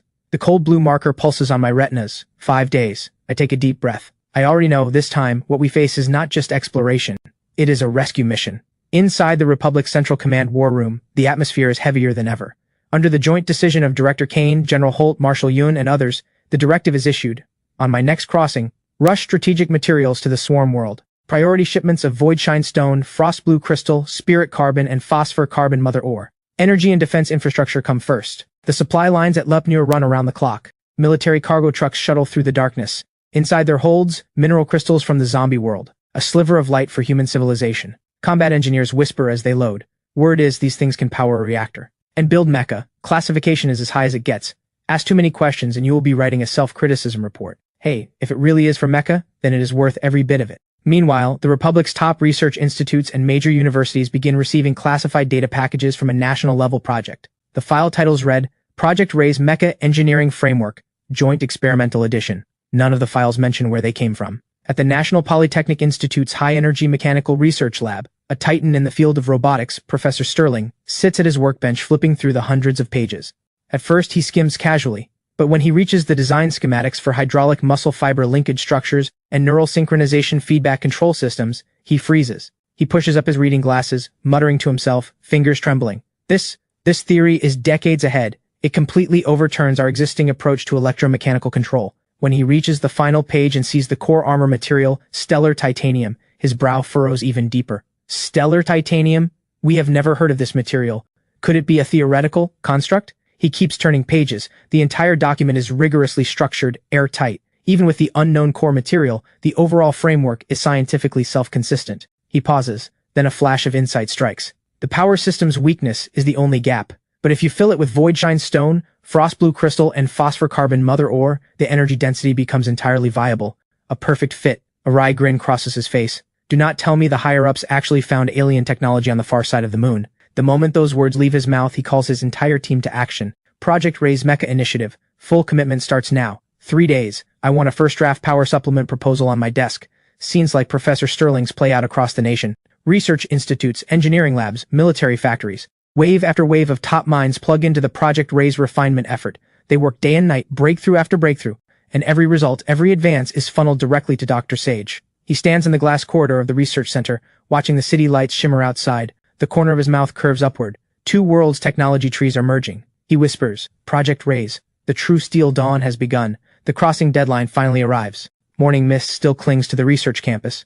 Professor Sterling has just finished an all-night calculation session and is about to make himself a cup of tea when rapid footsteps approach outside. Several agents in dark coats with specialized insignias push through the door. The lead agent's expression is stern, but his tone is deeply respectful. Professor Sterling, your work in mecha control and human-machine integration is unmatched in this country. The nation has an extremely important mission and needs you to lead it. But I must be upfront, the mission is dangerous. Classification is the highest level, and once you accept, you may have to disappear from public life for a very long time. Professor Sterling blinks. From his youth to his old age, he had always dreamed of working on something that could change the course of history. In this moment, he understands. This is that opportunity. He does not hesitate. I accept. The moment he signs the confidentiality agreement, a quiet thrill runs through him. The scratch of pen on paper feels like the turning of fate itself. Immediately after, he is escorted into a sealed briefing room. The head of the Bureau's Special Task Division hands him a top-secret document. Professor Sterling opens it. The very first line stops him cold. Project Origin, Alternate World Republic, Objective Joint Project Ray's Mecha Program. Alternate World. He cannot help repeating it. His voice quivers. The file contains detailed intelligence on the swarm world, the crossing protocol, and the progress of the bilateral technology integration. As he turns page after page, Professor Sterling's shock gradually transforms into fervor. So that is it. This Project Ray's framework did not come from nowhere. It was forged by another republic fighting for survival in the face of annihilation. The bureau chief nods. Correct. Their world is currently in the grip of a swarm crisis. Central Command has decided to send a science team. You will serve as one of its leaders, crossing over to the swarm world alongside Kai to jointly develop the mecha framework with their republic. Professor Sterling is silent for a few seconds. He stares at the document bearing the Republic Central Command's crimson seal. A warmth he has not felt in years rises in his chest. To witness the technology of 2 worlds standing side by side within his lifetime is the honor of a lifetime. He straightens his back, eyes resolute. That afternoon, a military helicopter lands on the rooftop of his institute. The rotor wash scatters his white hair. He turns and looks back at the building that has been his home for decades. Old friends, he says softly. This time, I am going somewhere much farther to chase a dream. Soon after, he arrives at a military airfield and boards a transport plane. Destination, Lopnur. The night at Lopnur is impossibly quiet. The sky stretches wide, filled with stars. Wind carries sand from the distant test zones, bringing a sharp, dry chill. I walk through the courtyard, steps slow, thoughts heavy. The countdown has entered its final phase, but there is not an ounce of ease in my heart. Suddenly, a familiar voice sounds behind me. You look like something is weighing on you. I turn around. It is Dr. Serena. She is still wearing that white lab coat. Her long hair drifts gently in the night breeze. I let out a bitter smile. Yeah, the last world was the zombie world. Dangerous, sure, but that kind of despair I could handle. This time is different. I lift my eyes to the night sky. Starlight reflects in my gaze. Over there is a republic just like ours. Same language, same blood, same flag. Watching them be swallowed by the swarm, it does not sit right with me. I pause, my voice dropping. Dr. Sage was right. If the swarm is truly an interstellar intelligent species, then no matter how hard we try, it might just be a drop in the ocean. Maybe this time, we are up against something that simply cannot be beaten. Wind sweeps through the silence, stirring the sand at my feet. My voice carries a restrained exhaustion. Dr. Serena watches me quietly. After a moment she speaks, her voice gentle. It is not in vain. I look up into her eyes. They are bright, like the steadiest star in the night sky. The human spirit can conquer anything. That is not just a slogan. Even if the ending is defeat, the struggle itself is what matters. She smiles softly. Besides, if they share our roots, then they have also inherited our spirit. Never yield, never surrender. That is something written into the blood. I stand still for a few seconds. Finally, a smile I have not worn in a long time breaks across my face. You are right. No matter how dark the road ahead, we should be the lamp. At least let them see that another world's republic stands ready to fight beside them. Dr. Serena nods gently. Wind brushes through her hair. In that moment, her smile is warm and bright. The crossing draws closer and closer. Inside the underground isolation chamber at Lopnur, everything has entered the final countdown. Cold white lights flicker across the chamber walls. The air crackles with a tension that sets every nerve on fire. I glance at the countdown on my retinas. The numbers pulse in the reflected blue light like a beating heart. All units, take positions! Commander Reyes barks the order, his voice ringing with steel. Wyvern Squad, Raptor Squad, Phantom Squad, 3 of the Republic's most elite special ops units, are now assembled and ready. Every operator's armor surface glows with tactical identification beacons.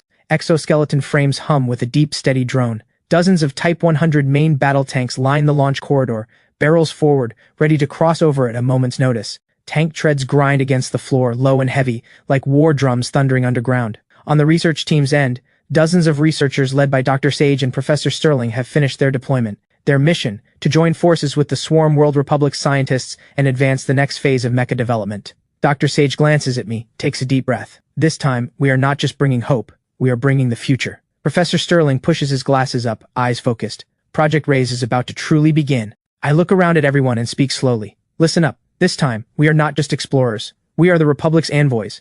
We go to unite two worlds' technology and ensure that humanity's flame is never extinguished by any disaster. Meanwhile, in the Swarm world, a makeshift military base on the outskirts of Jinling is locked in a desperate fight. A swarm tide rolls in from the horizon like a black tsunami, dense enough to blot out the sky. Wolf stands at the front of the defense line, his armor long since stained black with swarm blood. Fire zones 1 and 2, sustain barrage. Do not let those aerial creatures get close. Captain, the swarm is hitting too hard. The men cannot hold much longer. A soldier, covered in wounds, rushes forward. His voice is raw.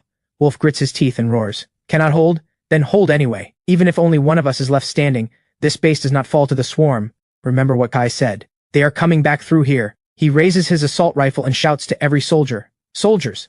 While we breathe, the base stands. While we breathe, the base stands. The cry echoes across the line, merging with the roar of artillery. A wall of flesh and blood holds the line against an ocean of swarm creatures. The sky burns red with fire. Blood and shattered armor paint a scene from hell. And on the far side of reality, inside the Lopnur underground chamber, the final second ticks. The portal opens. Boom! A blue-white energy vortex ignites the night sky like a falling star. The blinding radiance bathes the entire Lopnur base in brilliant light. A violent energy storm kicks up waves of dust across the ground. Soldiers instinctively raise their arms to shield their eyes, shock and anticipation on every face. Countdown initiated. The broadcast echoes through command. Portal stable. Clear to enter. Phantom Squad, move! Commander Reyes roars, leading 16 operators in Type 100 tanks. Wyvern Squad and Raptor Squad follow, war machines thundering into the gateway. Right behind them, my vehicle carrying Dr. Sage, Professor Sterling, and the research team's core members. Behind us, supply trucks loaded to the brim race forward. Their holds are packed with crates of voidshine stone, frost blue crystal, and spirit carbon core rods. The hope of two worlds. The blue-white energy surge is nearly boiling now. Everyone knows every second is a race against the clock. Move. 30 seconds left. The final supply truck's taillights vanish into the light. The portal's energy begins to fluctuate, ripples spreading like water. Closing countdown. 10, 9, 8. The light begins to contract. A deep resonant hum fills the air. Then, with a final pulse, the portal snaps shut. Only the wind remains, and the scorching remnants of energy scattered across the ground. The base falls into a brief silence. Everyone holds their breath, staring at the now empty void. Marshal Yun, commander of the Western Theater, stands by a distant bunker. His gaze is deep as iron. He slowly removes his cap and murmurs, "Come back safe." The instant my Type 100 tank roars out of the portal on the other side, boom, boom, boom, deafening artillery drowns out the world. The air reeks of metal and char. The ground heaves under the blasts. Countless swarm creatures shriek and thrash in the firelight. A frantic voice crackles over the radio. "Caution! This zone is under active swarm assault. We are supporting the defense line." Then a hoarse but steely voice cuts in. "You finally made it." It is Wolf, captain of the White Rainbow Battalion. I look up. On the forward position, Wolf stands in a ballistic cape blackened by blood and mud. His eyes are hard as iron. With barely a few dozen soldiers left, he holds the very front of the line. Every single one of them is wounded. Some have makeshift tourniquets still loading ammunition. Others grip machine guns with one hand, the other arm nothing but bandages. My chest tightens. I understand now. These soldiers held this base not for victory, but to secure a safe landing zone for us. All units prepare to support. "Fire coverage on the front line," Commander Reyes bellows. Dozens of Type 100 tanks swing their barrels into position. Fire control systems lock on. Muzzles glow like stars. The next second, boom. Dozens of 120mm armor-piercing rounds fire simultaneously, streaking across the sky like a meteor shower slamming into the heart of the swarm tide. Massive shockwaves unleash towering walls of flame. The mountain-like swarm clusters are torn apart in the inferno. Limbs and chitons spiral through the air. Main guns reloaded. Continue firing. Cannons roar in unison. Machine gun tracers streak across the field. Shell casings rain down. In just 10 minutes, the line stabilizes. The swarm tide collapses in the firestorm. Swarm corpses pile into mountains. Wolf gasps for air, staring at the rows of heavy tanks, eyes filled with awe and gratitude. Thank God, we held. After the fighting dies down, Wolf comes to meet us personally. He stares at the supply truck stacked high with materials and takes a deep breath. "Central Command has issued the order," Wolf says solemnly. "Upon your arrival, you are to proceed with me immediately to Base 001. It is the Republic's core defense line against the swarm and the command nerve center." "Understood." Commander Reyes responds instantly. The convoy's tracks grind back into motion, rolling over scorched earth. The night wind carries the scent of blood, but also a breath of hope. Along the way, I gaze at the ruins lit by distant artillery. My voice is calm but firm. "Wolf, we can stay for 5 days. After that, we go back to prepare more resources, then return to support you." Wolf nods, a weary but genuine smile crossing his face. "It is good to have you here." Then the convoy rumbles toward Base 001. The air hangs thick with cordite. Distant skies occasionally flash with explosions. Meanwhile, inside the Central Command Tower at Base 001, red warning lights pulse non-stop. Supreme Commander Hawthorne stands before a massive holographic sand table in full military dress, his expression grave. On the display, the swarm's offensive spreads from the southeast like a rising tide. Then a comms officer rushes in. "Report!" Docking confirmed. "Successful! They have entered our dimension, currently en route to our base." Hawthorne nods. A faint spark lights in his eyes. "Based on their comms, 5 days maximum.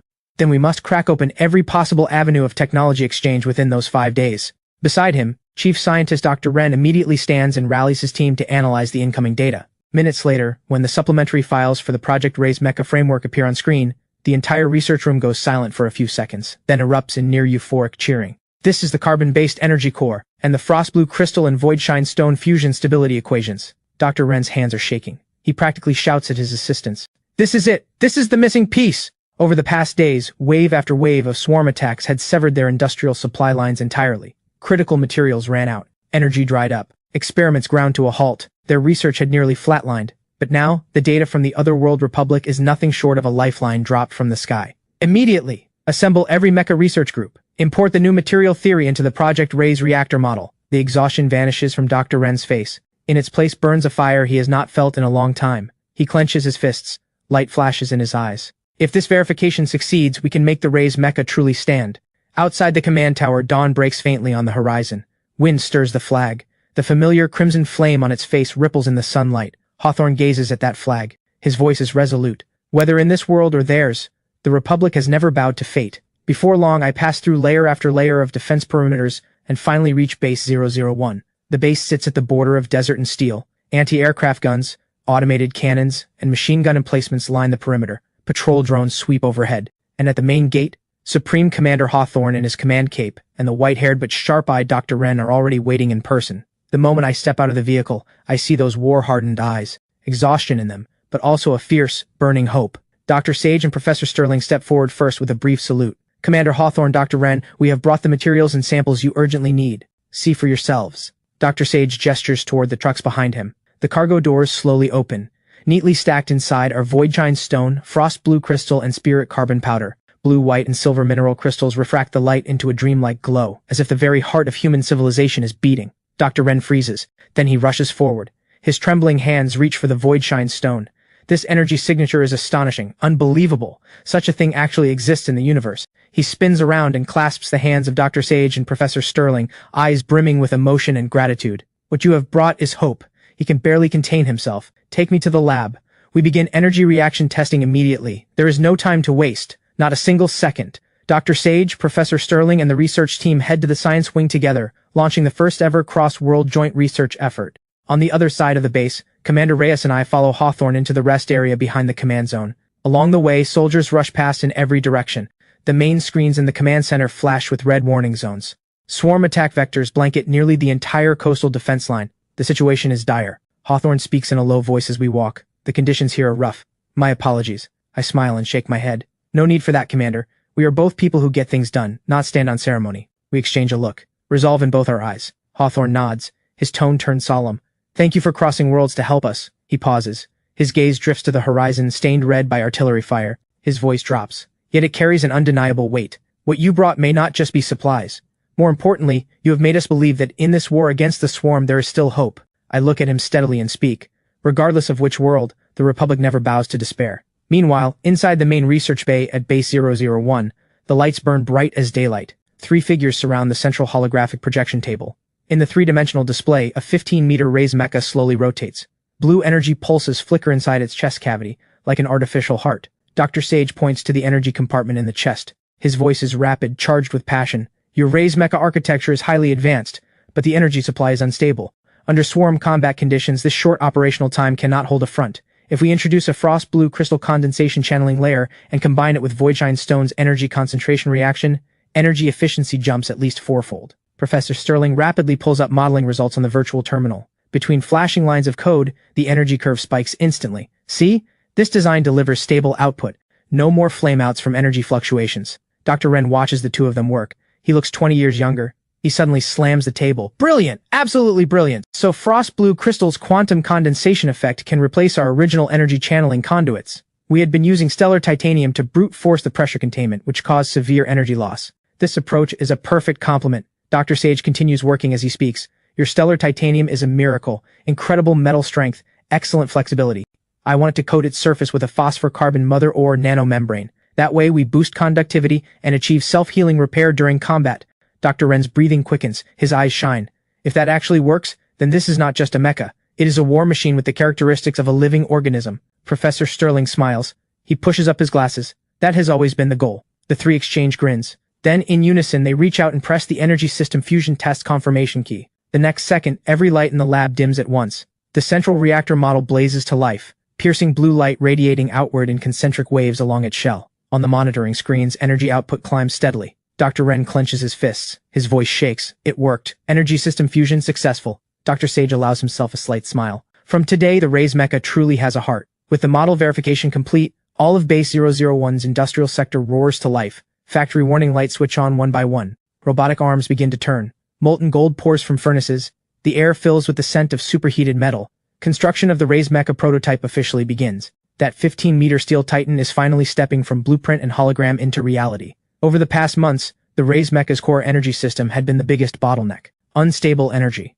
Low reactor efficiency. The prototype had been forced to sit idle on the production line. But now, with the arrival of 3 miracle materials, voidshine stone, frost blue crystal, and phosphor carbon mother ore, Dr. Sage and Dr. Wren have jointly cracked the final barrier. The energy pulse core activates and holds stable. The raised mecha can finally move. Dr. Sage and Dr. Wren walk side by side through the thundering factory corridor. The clang of steel echoes from every direction. In the distance, the half-built skeleton of the mecha rises slowly under a crane arm. Dr. Sage looks at the colossal frame, his voice carrying genuine respect. Your stellar titanium is an unbelievable material. Extreme hardness, energy impact resistant, and still flexible. To be honest, our side simply cannot produce this metal. When we head back, could we take some samples? Dr. Wren blinks, then smiles. Of course. Stellar titanium is extremely rare here, but compared to the energy technology you have given us, it is nothing. Dr. Sage nods. Do not worry, we will not take much. You still have a swarm to fight. We only need small samples for preliminary research. Once the swarm is defeated, our republic will formally sign a long-term cooperation agreement. At the words "the swarm is defeated," Dr. Ren falls silent. Beyond the factory walls, the distant horizon glows red with artillery fire. Every flash represents another battle, another round of sacrifices. After a moment, he slowly extends his hand and grips Dr. Sage's tightly. Then we will wait for the day we crush the swarm. Dr. Sage smiles. He returns the grip with equal gravity. That day will come. Just as the Ray's mecha enters its final assembly phase, boom boom, deafening explosions roll in from dozens of kilometers outside the base. Alarms scream across all of Base 001. Every warning light turns red. Another swarm offensive. Target, the critical southeast defense line. Frantic reports flood the comms. Swarm numbers are massive. Possible new heavy armored swarm types detected. Requesting reinforcement! Requesting reinforcement! In the command hall, Hawthorne's face darkens. He rises sharply.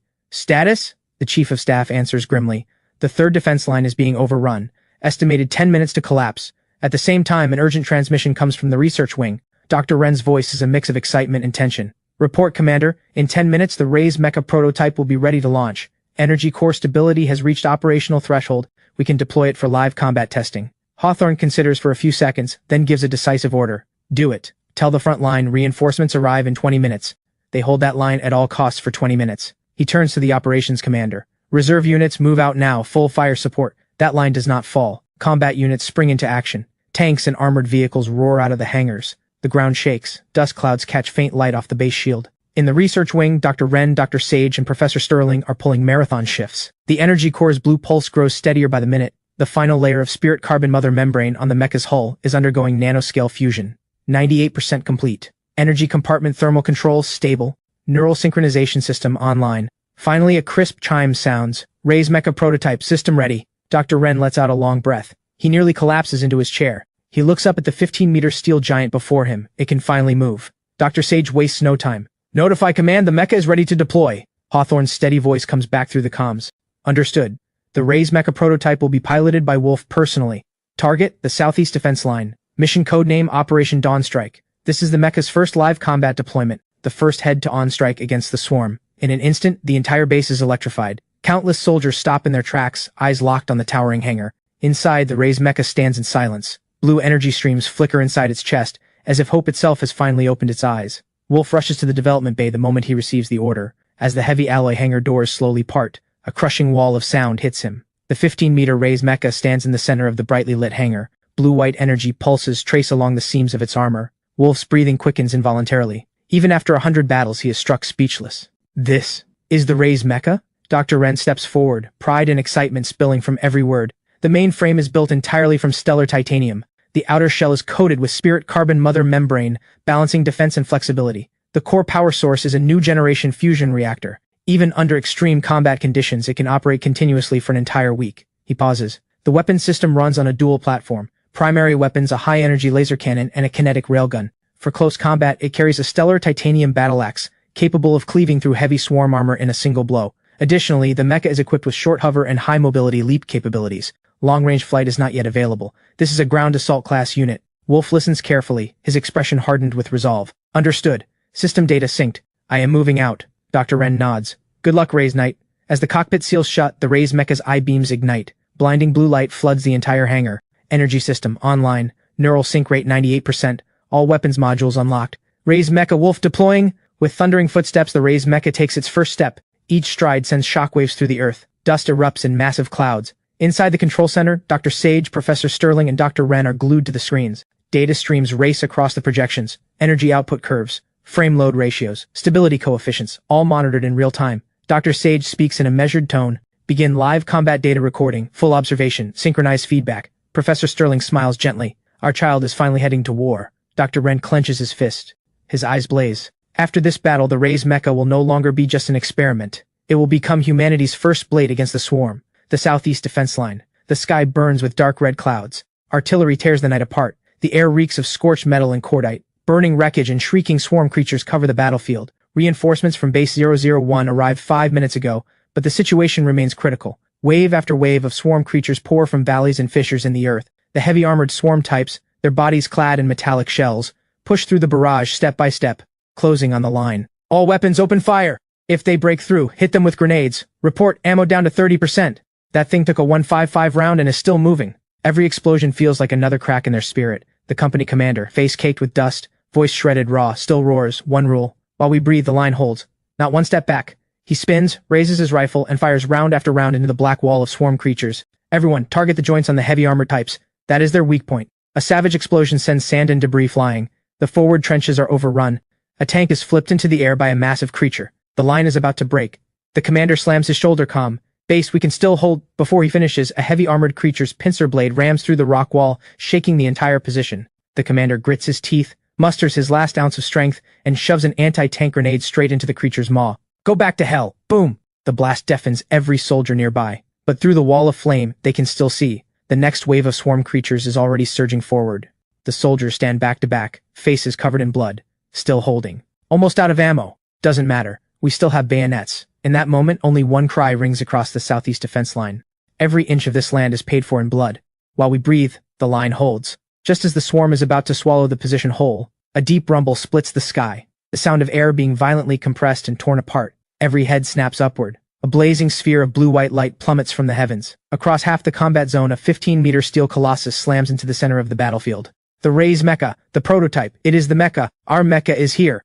The soldiers can barely believe their eyes. The massive frame pulses with energy. The reactor in its chest blazes like a star. The ground craters half a meter on impact. The shockwave blasts the front line of swarm creatures clean off their feet. Inside the cockpit, Wolf grips the control sticks, his voice low and steady. Relax. The cavalry is here. The instant he finishes speaking, the Ray's mecha raises its right arm. Hydraulic boosters fire with a deafening crack. Target locked, heavy armored type. Boom! The stellar titanium battle axe, wreathed in a terrifying arc of energy, cleaves down from above. The heavy armored creature's shell, thick as tank plate, is split clean in half with a single stroke. The axe swings back in a horizontal arc. The air itself splits into a silver shockwave. Dozens of swarm creatures are shredded to pieces in an instant. Then, the shoulder-mounted twin high-energy laser cannons activate. Target swarm cluster zone. Energy converged. Fire! A blinding beam of white light cuts across the battlefield. Swarm creatures melt instantly under the extreme heat. Nothing remains but scorched earth and steam. Wolf's gaze turns ice cold. He kicks the thrusters. The entire mecha leaps into the heart of the swarm. Come on, keep coming. The Ray's mecha becomes a blue-white storm. The battle axe whirls through the air like a colossal grinder. Roaring explosions. Metal crashes against chitin in a deafening chorus. The swarm's advance is forcibly reversed. On the ground, soldiers stare, jaws on the floor. That is our Republic's mecha. My God, that is the true shield of humanity. Ray's mecha outstanding. With the Ray's mecha in the fight, the southeast defense line finally holds. The swarm is forced back. Hope returns to the line. Meanwhile, in the command center at Base 001, live footage of the Ray's mecha flickers across every screen. High-energy beams tear through the swarm. Firelight reflects off every face. Dr. Sage, Professor Sterling, and Dr. Wren watch in breathless silence. After a moment, Professor Sterling cannot help but grin. The combat power is extraordinary. As long as energy holds, the Ray's mecha is humanity's ultimate wall against the swarm. Mass-produce these and our civilization survives. But Dr. Wren does not smile. He removes his glasses, a heavy sigh. In peacetime, the Republic has a full industrial base.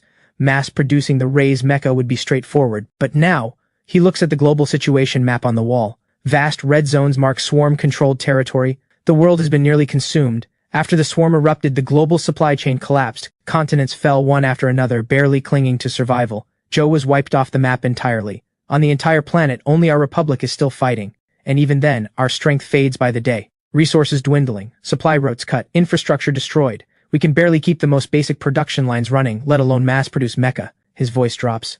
And the most critical issue, the Ray's mecha requires high-grade neural sync adapters. People with ironclad willpower, mental stability, and lightning reflexes. But with war raging everywhere, we simply cannot run a proper screening. Dr. Sage and Professor Sterling exchange a glance, then nod. Dr. Sage speaks in a firm voice. If it is a supply chain problem, once the portal can be maintained long-term, our side can manufacture core components for you directly. Energy modules, armor assemblies, we can supply all of it. Professor Sterling adds, as for neural sync adapters, we can help screen for those too. We will select people with unbreakable will who do not fear sacrifice, and send them to your world to become true Ray's Knights. Dr. Wren jerks his head up. A spark of light flashes in his eyes. You would do that for us? Dr. Sage smiles. He pats Dr. Wren on the shoulder. We are all citizens of the Republic. World does not matter. Professor Sterling nods. We are not just here to help you survive. We are here to end the swarm for good. Dr. Wren's voice nearly breaks. Then, we are counting on you. That night, Dr. Sage, Professor Sterling, and Dr. Wren throw themselves into the next round of technical breakthroughs. The lab lights stay on all night. They tackle every weakness the Ray's mecha exposed in combat: joint energy consumption, neural response delay, thermal energy recovery. Each issue is debated, simulated, and re-simulated. Every parameter adjustment sparks an argument. Every finalized design feels like a gamble with fate. Dr. Sage types at his terminal, talking as he works. Main control server response time needs to improve another 15%. Otherwise, close combat suffers. Professor Sterling frowns. That would spike energy consumption. Heat dissipation cannot keep up. Dr. Wren suddenly cuts in. What if we try dual-layer neural feedback? Use a phosphor-carbon mother-ore energy channeling layer to split the load. Fast and stable. The three of them practically pound the table through an entire night of simulation. By dawn, a new Ray's mecha model takes shape in the holographic display. Faster, more stable, stronger. At the same time, Dr. Wren hands over a thick set of blueprints. These are the manufacturing schematics for neural sync screening equipment. Build them when you get back. Use them to find people whose minds perfectly match the mecha's neural interface. Dr. Sage nods solemnly. He takes the blueprints. Count on it. We will begin screening as soon as we return. On the other side of the base, in the command hall, I stand beside the battle sand table next to Supreme Commander Hawthorne. The room buzzes with activity. Alarms and comms traffic overlap without pause. By all rights, I should not be in a meeting of this rank. But Hawthorne insisted. He is where the hope comes from, Hawthorne had said. The one who holds the portal deserves to hear our war song. Sky Dome Corps, the southeast defense line must hold. Earth Vein Corps, seal the Northwest Valley. The swarm's main force is massing there. On the massive electronic map, red dots spread like a rising flood. Every confirmation means another section of the defense line is under fire. I stand to the side, watching in silence. A weight I cannot name presses on my chest. When the meeting ends, I step forward. Commander Hawthorne, if the worst should come, you can bring some of your people through the portal to our side. It is safe there. We can take them in. Hawthorne blinks, then smiles. There is no hesitation in that smile, only calm pride. I appreciate the offer, Kai, but defending this land is our duty. If we abandon our homeland just to survive, can we still call ourselves citizens of the Republic? He pauses. His voice drops low, but every word strikes like thunder. A true leader guards the gate. A true king dies with his kingdom.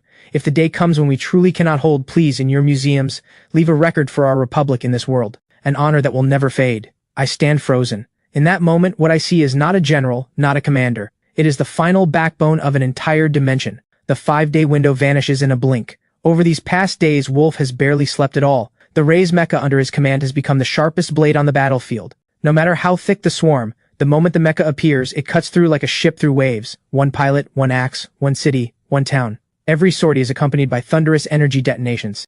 Every return, mecha's armor is covered in scorch marks and dried swarm blood. Yet it still stands tall as a mountain. When Rays strikes, the swarm retreats. Those words have already become the battle cry of the defense line. Back at the base, Dr. Sage, Professor Sterling, and Dr. Wren work around the clock. Using the combat data Wolf transmits back, they recalculate the mecha's energy output curves, armor stress distribution, and neural sync feedback delay. A comprehensive Ray's mecha optimization package is finally complete. Once this design goes into mass production, Professor Sterling wipes his dark-circled face, grinning. The swarm could multiply tenfold and it still would not be enough. Dr. Sage lets out a long sigh. If I could, I would stay and keep refining this with you. Dr. Wren pats his shoulder. You have already done more than enough. Go home. Take these results back. Help us keep the hope alive. The portal window approaches. Commander Reyes rallies his squads back into formation. But the equipment they brought is lined up neatly on the base plaza. Dozens of Type 100 tanks and hundreds of crates of supplies and ammunition. I look at it all and smile. Leave these here. You need them more than we do. Hawthorne freezes for a moment, then raises a solemn salute. Thank you. No matter what world you are in, the Republic in this world will always owe you a debt. Wind howls across the base plaza. Sunlight pierces through the haze and glints off the mecha and tanks in brilliant gold. Dr. Sage, Professor Sterling, Commander Reyes, and I stand before the portal. In that moment, there are no grand speeches. Only resolute eyes meeting across two worlds, and a single shared conviction, the Republic, eternal. After returning to Lop Nur, the portal's energy has not yet fully dissipated. Director Kane is already waiting at the exit in person. Good work. How are things over there? Dr. Sage removes his protective gear. Tension still lingers on his face. Overall, it went well. Working alongside their research team, using Voidshine Stone, Frostblue Crystal, and Phosphor Carbon Mother Ore collected from the zombie world, combined with their incomplete Project Ray's mecha design, we successfully built the prototype and ran a live combat test. At this point, light flashes in his eyes. Combat performance was outstanding. The mecha's defense and firepower both proved capable of suppressing the swarm. In the battle at the southeast defense line, a single deployment turned the tide. Director Kane can barely contain his excitement. He slaps the table. Good. This is a genuine game changer. Dr. Sage's tone immediately turns somber. However, Director Kane's smile vanishes. His gaze sharpens. Go on, Dr. Sage sighs. Their supply chain has been nearly destroyed by swarm attacks. Mecha production capacity is severely limited. Even with our optimization package, they cannot mass produce in the short term. He adds, furthermore, the Ray's mecha requires specialized neural sync adapters. Under wartime conditions, they have no way to conduct systematic screening or training. Director Kane rises. Hands clasped behind his back, he paces the room. After a moment of thought, a thorny problem indeed. No pilots, no production capacity. Even with the technology, nothing moves. Dr. Sage nods. That is why I discussed a new direction with them. Our side, backed by a complete industrial base, handles mecha component manufacturing. We also screen nationwide for people with matching mental and neural profiles. Volunteers only. We organize a cross-world rescue force and send real mecha pilots to fight in the swarm world. The room falls dead silent. A few seconds later, Director Kane draws a deep breath. He nods firmly. Good. That is the spirit of the Republic. When another world is in peril, we do not stand idle. We act. Dr. Sage allows a small smile. Now it all comes down to Kai. Every pair of eyes turns to me. I slowly raise my head. My gaze is steady. I can feel it too. In 7 days, I will be able to open a stable portal space, one that can be maintained long-term.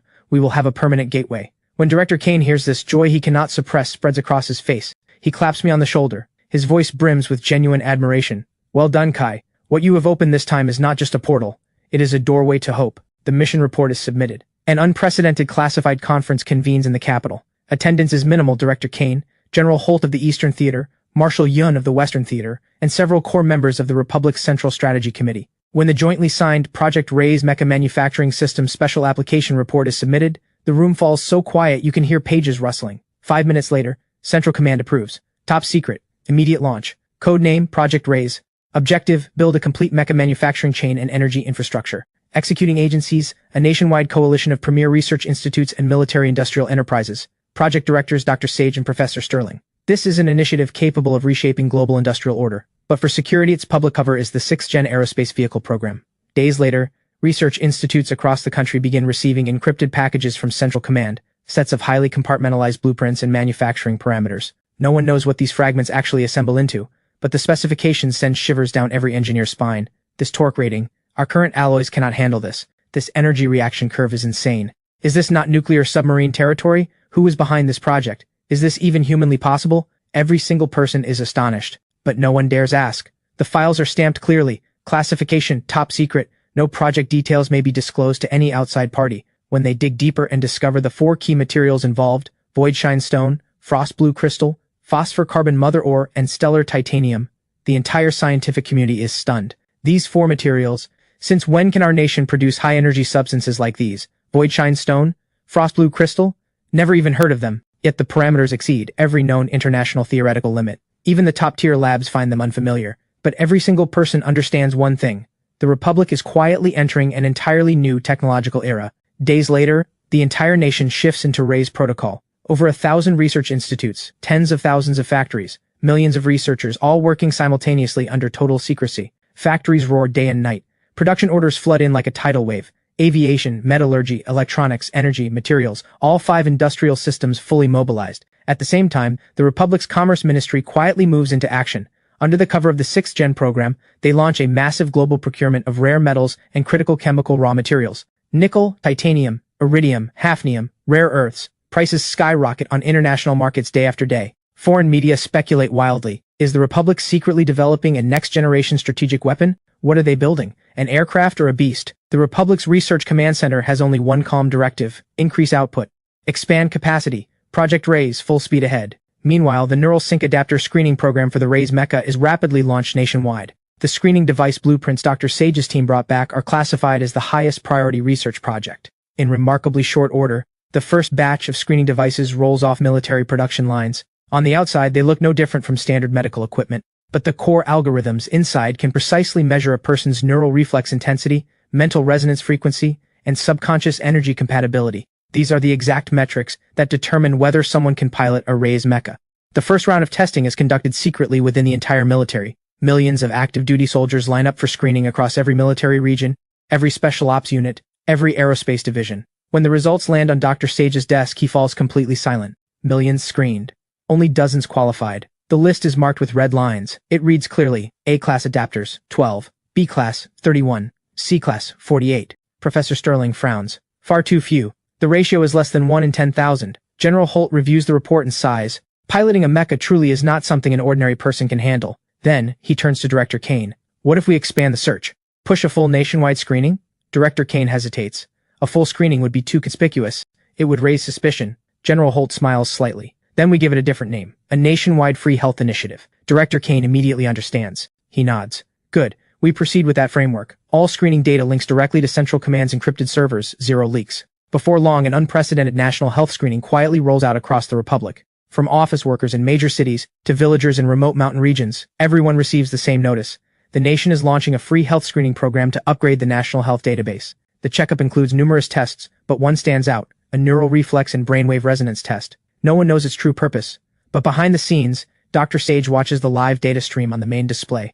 Dense brainwave curves flicker across the screen. He murmurs, 1.4 billion people. Somewhere in there, we will find souls that can resonate with the Mecca. In that moment, every hospital, every military base, every research institute across the Republic is working toward one hidden goal, finding the resonance, those rare individuals whose minds can synchronize with the raised Mecca. And just as the Republic pushes full speed ahead on the raised Mecca manufacturing system, under the cover of the 6th-gen aerospace vehicle program, across the ocean, the venue erupts. Immediately after, the Republic's government makes a further announcement, a full-scale new energy strategy, upgrading everything from energy to daily life. At the household level, electric stoves, cooktops, and heating systems will fully replace gas and natural gas appliances and all other fossil fuel equipment. In transportation, next-gen nuclear electric trains, buses, and electric ships are greenlit simultaneously. In industry, zero-carbon electric production chains become standard. For consumers, new energy vehicles, smart homes, and electric tools go mainstream across the board. Overnight, the entire nation enters a true unlimited energy era.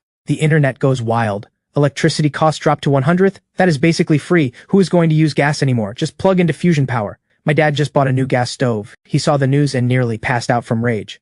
Hilarious. The Eagle slaps oil sanctions on us and ends up launching us into a new energy era. What was supposed to be the Eagle's energy chokehold has been flipped on its head by the Republic's fusion technology into the grand opening of a new age of civilization. That night, the sky over Lopnur shines unusually bright. I walk through the base courtyard. Soft ground lights glow underfoot. The breeze carries the scent of sand, but tonight it feels peaceful. Dr. Serena walks beside me. Moonlight catches her hair, soft and warm. I look up at the stars. It started with chips, I say with a smile, making sure every citizen could afford better, cheaper processors, and now, fusion power that everyone can afford. I feel like I am actually helping people live better lives. Dr. Serena tilts her head, chin resting on her hand, eyes sparkling as she watches me. In the night, her smile is like a warm, gentle lamp. She says softly, "It is all thanks to you, Kai." I shake my head with a smile. I just opened a door. The ones who made it all real are the countless people who worked for it. The fusion researchers like Dr. Richmond, the computing experts like Dr. Whitfield, and all the unnamed scientists, workers, and engineers. I gaze up at the star-filled sky. My tone turns firm yet gentle. This light belongs to every citizen of the Republic. While the world is still riding the high of the West River ignition, the pace at Lopnur suddenly shifts to something far more urgent, locking the portal into permanent stability, building a living supply chain to the swarm world, and pushing aid, manpower, and materials through. The first batch of critical Project Ray's mecha components is already loaded onto transport vehicles. Voidshine stone, frost blue crystal, phosphor carbon mother ore, those exotic minerals brought back from the other worlds fill several massive underground warehouses, like a silent mountain of ore awaiting the command. Everything hinges on one moment, the portal holding stable. Door opens, cargo moves, people move. A two-way chain, locked in. Orders come down like iron, to guarantee logistics for the war on the other side. Central Command pulls the elite 81st Divine Might Corps, the garrison force of the Dragon capital itself. Skyark, Starglow, and Crimson Sky, 3 combined arms brigades stand ready. Weapons, supplies, armor, combat engineers, everything in place. Equipped overnight, formed into columns. Leading the charge is General Grayson, commander of the Central Theater. He stands before the assembly ground, eyes cold and piercing, as if he could see straight through the desert. Beside him, Marshal Yoon of the Western Theater and General Holt of the Eastern Theater stand shoulder to shoulder. The moment the three clasp hands, it is both a promise and a handoff. General Grayson lets out a laugh. "I am taking an entire corps across to the other side. While I am gone, do not let me come back and find out someone robbed the house." Marshal Yun claps his shoulder, full of confidence. "Relax. We have plenty of ways to hold down the fort. You just focus on the other side." General Holt smirks, a hint of menace behind the humor. "If the Eagle tries anything funny at our doorstep, we will show them something nasty first. If they actually make a move, they will never even think about it again." The three exchange grins. There is lightness in the laughter, but far more resolve. The smiles fade. Gravity settles over everything. Everyone knows this is not a show. This is about the survival of millions. Marshal Yun smiles but cannot hide the weight. "If we are talking danger, your side is far more perilous. You are facing the swarm head-on." Inside the command dispatch hall, lights blaze. On the massive theater operations board, dense lines crisscross like a web. Which unit escorts the ore? Which brigade handles mecha component loading? Which engineer battalion sets up temporary power and fuel lines? Which defense company holds the front and secures the rear? Every line is a lifeline. Behind every marker are thousands of lives. Materials are numbered, packed, and encrypted. Transport convoys line up in precise formation. Even ordinary workers' clearance badges are graded by level, issued overnight. Any single weak link could compromise the entire cross-world operation. I stand to the side, eyes sweeping between the transport trucks, the portal glowing blue, and the silhouettes of those three generals. I know that every decision made here will be magnified into reality through my portal. Dr. Serena steps beside me and whispers, "Do not worry. Everyone is ready." I nod. My tone is calm but steady. "We send everything we can. You hold everything you must." Two worlds, each doing their part. Wind whips across Lopnur, howling through the sand. Flags snap in the gale. Armor reflects the vast sky above. This is not a performance, not a display. This is mobilization. A handoff, an oath. The door is about to open. The road must be cleared. The lights must come on. The fire must be lit. Marshal Yun takes one last look at General Grayson. His voice is low but powerful. Those who march out are the Republic's backbone. Those who stay guard the homeland. The moment arrives. I take a deep breath, raise my hand, and in an instant, the entire underground space at Lopnur ignites in blue-white brilliance. A dazzling energy vortex takes shape in the air. The portal opens fully. It stands like a curtain of pure light held open by a deep resonant hum. Space warps around it. The air tastes of metal and electricity. Duran and I step through first. Light swirls beneath our feet. Our figures vanish into the blue depths. The swarm world. Base 001. Supreme Commander Hawthorne is already on site. The moment he hears the frontline report that the portal has opened, he practically rushes out of the command center. When the familiar blue-white light flashes across the clearing, and two figures emerge from the gateway, a smile he has not worn in a long time crosses his face. "You are here."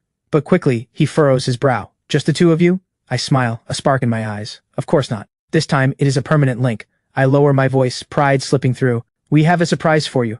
Before I finish speaking, on the other side at Lopnur, bugles blare, steel thunder rolls. General Grayson's roar echoes across the command frequency. "Divine Might Corps, follow me into battle." A deafening chorus answers back, "Yes, sir." The sound rolls across Lopnur like thunder. Skyark Brigade leads the charge. Column after column of Type 100 tanks, self-propelled guns, howitzers, and long-range rocket launchers. Engines roar, tracks churn, dust billows. An iron flood surges toward the portal. The thunder of engines, flashes of light, and barked commands weave together into a cross-world epic. The first tanks punch through the portal. Starglow Brigade and Crimson Sky Brigade follow. The entire corps floods into the swarm world like a tidal wave. Outside the Swarm World Republic's central command zone, the vibrations nearly shake the ground apart.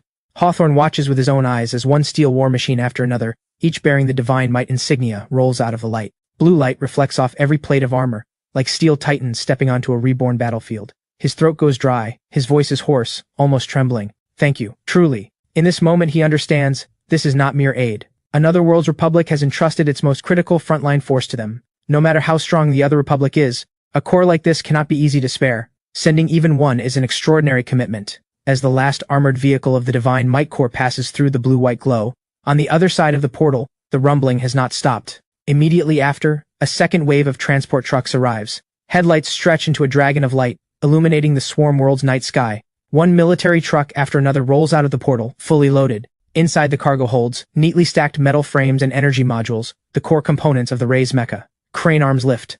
Locks release. The air fills with the scent of cold metal and hot grease. Dr. Wren rushes forward, eyes shining with undisguised excitement. I pull off my gloves and say with a grin, "Time was tight. Our production lines only had time to rush out enough parts for 5 mecha." Dr. Wren freezes, then blurts out, "5 units in that short a time?" The shock hits him hard. His eyes land on the crates labeled Phosphor Carbon Mother Ore Core and Voidshine Stone Reactor Chamber. He knows each one represents a miracle that crossed worlds. Batch manufacturing of full mecha components in mere days. That means the other republic has not only stabilized cross-world transport, but has achieved miraculous industrial output. He presses his lips together. "Your republic is formidable beyond words. If our supply chain had not been torn apart by the swarm, perhaps we could have stood side by side as equals." I shake my head with a smile. We already are, just separated by one door. Just as Hawthorne thinks the transport is finished and prepares to order the perimeter corridor sealed, another wave of rumbling erupts from the other side of the portal. The blue-white gateway flickers violently. Then, truck after truck continues to roll out. Heavy anti-shock tarps cover the cargo. Bold red letters on the sides read, "Special Military Aid Shipment." Crane arms peel back the canvas, revealing neatly stacked missile crates, artillery shells, autocannon magazines, anti-armor launchers, and even new type energy rounds and EMP cannon modules. Hawthorne freezes. He is almost speechless. All of these are, I explain with a calm but bold voice, This is the Republic's military aid package. Weapons, ammunition, energy supplies, mecha components, and emergency medical equipment is in the trucks behind. Everything we could send, we sent. In that moment, across the swarm world, the Republic soldiers rise to their feet, watching row after row of armored transport trucks roll in from across worlds. Every eye glistens with tears. Meanwhile, on the other end of Blue Star, countless munitions factories roar day and night. Steel flows, sparks fly. Assembly lines beat in rhythm, forming a mechanical symphony. Inside one weapons production hall, two workers mutter as they work. Weird. We used to run at minimum output. How come everything just went to max capacity? Feels like we are gearing up for a major war. You do not know? Word is the top brass is planning something big. Either we are going after the Eagle, or... He lowers his voice with a sly grin. We are fighting aliens. Aliens? Come on, get real. They both laugh. What they do not know is that joke is terrifyingly close to the truth. The war is just not in this world. Every bolt they tighten, every shell they load, will cross through a gateway between worlds to support another world. A republic being devoured by the swarm. As Hawthorne watches the endless stream of trucks pour into the base, he finally lets himself smile. It is the kind of smile that comes from too long under pressure, a mix of relief and emotion. Thank you. His voice trembles ever so slightly. Thank you for this aid. The Republic will never forget. Before the words finish, the base alarm screams to life. Harsh red lights spin and flash. The speakers blare. Warning. Massive swarm formation detected to the southwest. Numbers exceeding 1 million, closing on the defense line. Hawthorne's face darkens instantly. This is bad. Before he can issue an order, a steady, commanding voice rings through the war room. Commander Hawthorne. General Grayson stands fully suited up, combat cape draped over his shoulders, expression cold as iron. The southwest defense line. The Divine Might Corps will take it. Hawthorne freezes. He immediately shakes his head. No. You came from another world to help us. I cannot send you to the most dangerous front. But General Grayson steps forward. His voice hits like thunder. Danger? So what? He lifts his chin toward the blood-red zone on the tactical map, eyes blazing. Even though we come from different dimensions, we are all citizens of the Republic. He roars the words that shake the entire hall. Same roots, same blood, same soul. As long as we carry the Republic's name, we fight together to protect tomorrow's dawn. The next second, the base-wide broadcast blares. Divine Might Corps. Full deployment. Yes, sir. Thunder erupts like a flash flood. Tank engines scream. Heavy artillery vehicles roll into formation. Mechanized infantry scramble aboard. General Grayson stands atop the lead Type 100 tank, command saber raised. His silhouette stands resolute against fire and dust. Move out. An iron flood surges forward. The portal's fading blue glow illuminates the entire defense zone's night sky. An army from another world's republic marches toward war for its people. Hawthorne watches the steel tide vanish into the distance. His throat clenches. He can only murmur, they really are our people. I stand beside him, eyes deep, heart surging with fire and respect. The southwest front. War rages without end. Smoke and blood mist blend together. The defense line teeters on the edge of collapse. Over the radio, hoarse pleas for help repeat again and again. This is the Southwest Defense Line, 3rd Combat Group. Requesting reinforcement. Repeat, requesting reinforcement. The only answer is the deafening roar of the swarm. Captain, ammo is almost gone. Hold. Before the word finishes, a young soldier rips off his helmet. He flashes a grin, blood-stained teeth showing.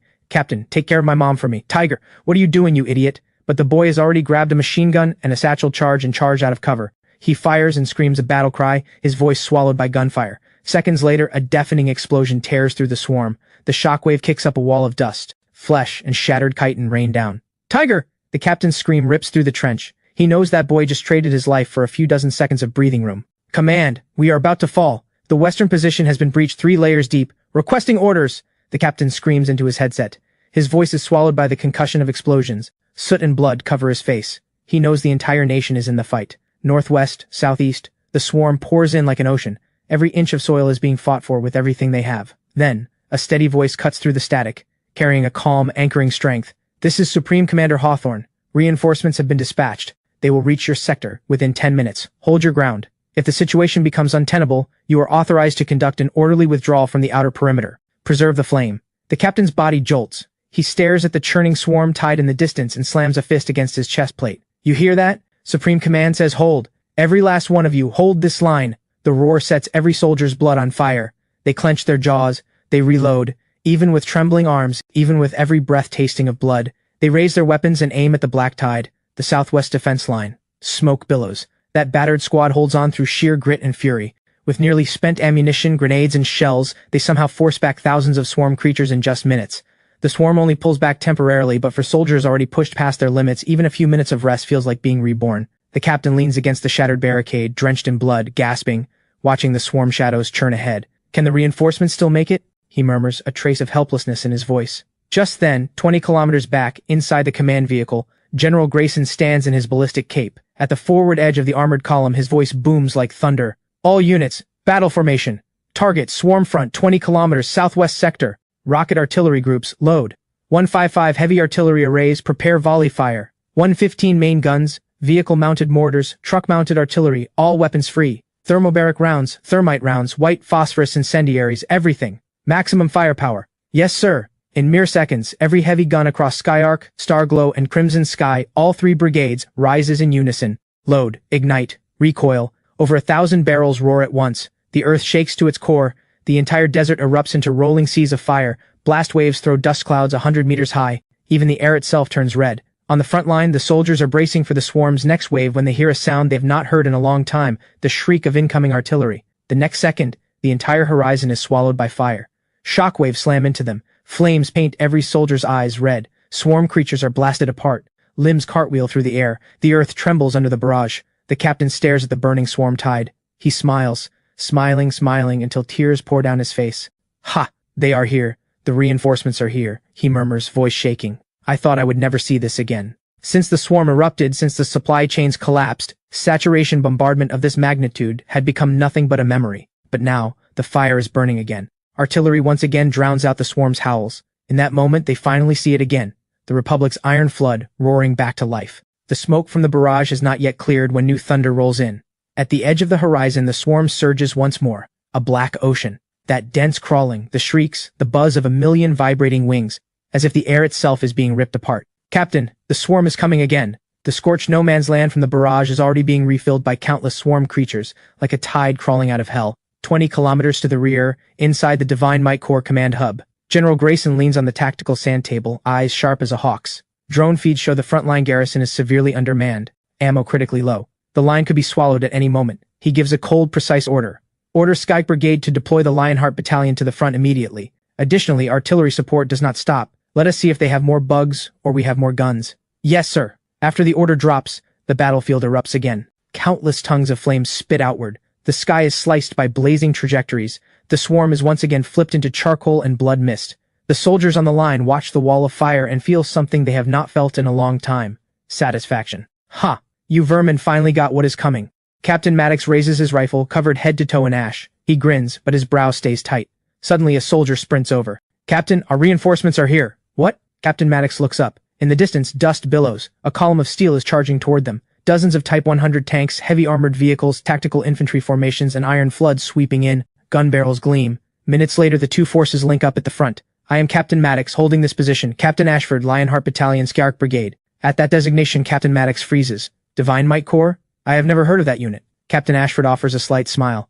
We are from another world's republic. In that moment, even the wind goes still. Captain Maddox stands frozen for a long time. Then he breaks into a grin, grinning until his eyes fill with tears. I do not care which world's republic you are from. If you are here to fight beside us, you are brothers. He extends a hand caked in blood and mud. Captain Ashford grips it immediately, firm and steady. Captain Maddox's throat tightens.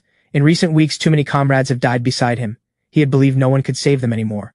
But now he finally sees another group, wearing the same Republic uniform, walking out of the firelight toward him. In that moment, he finally feels it. Someone has come. Someone has come to hold up the Republic's sky with them. With Captain Ashford's Lionheart Battalion in the fight, the crumbling defense line finally holds. Firelight scorches sky and earth into a single sheet of red. Mecha and armored vehicles roar in unison.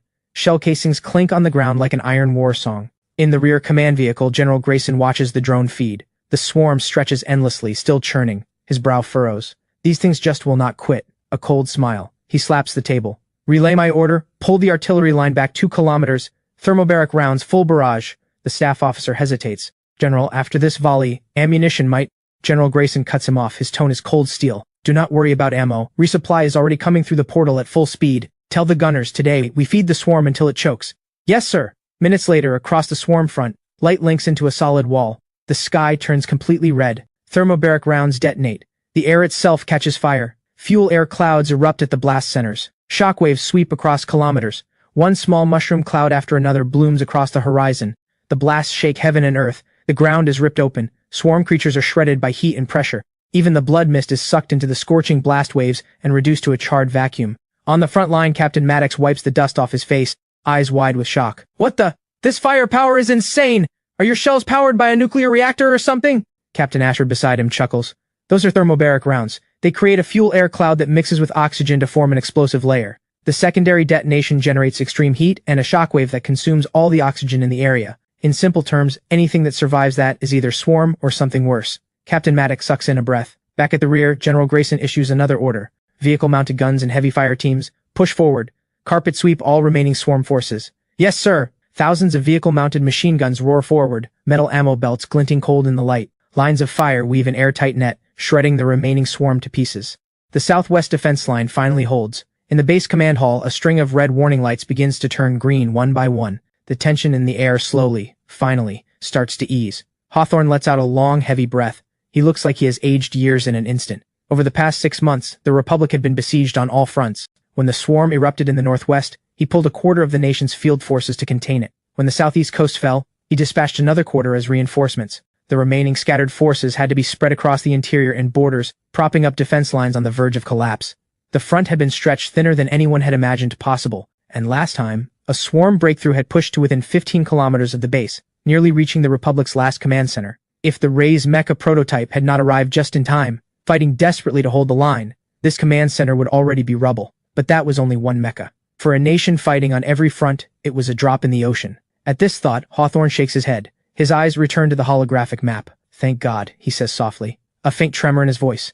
Thank God you came when you did. He looks up at me and bows deeply. Thank you. You truly saved us. I reach out and steady him. My voice is firm. Commander Hawthorne, we share the same roots. We are all sons and daughters of the Republic. The ones who truly deserve thanks are the soldiers still fighting on the front lines. They are the backbone holding this land together. Hawthorne pauses, then slowly nods. Yes, they are the true heroes. He turns to the electronic casualty board on the wall. Cold numbers tick upward without pause. Each tick is a life extinguished. In that moment, the Supreme Commander, carrying an entire nation's survival on his shoulders, lets his gaze dim. But he murmurs, as long as there is breath in us, we hold. Hawthorne's eyes land on the 5 sets of Ray's mecha components. The metal parts gleam softly under the lights, like silent hope. He reaches out and gently touches a stellar titanium armor plate. His voice is low but full of strength. The mecha components you brought are beyond invaluable. Right now, we can barely build a single complete mecha. The supply chain has been torn apart by the swarm. Energy and materials are critically short, but with these parts we only need to assemble. 5 more Ray's mechas will see the light of day. Beside him, Dr. Wren has long since given up on rest.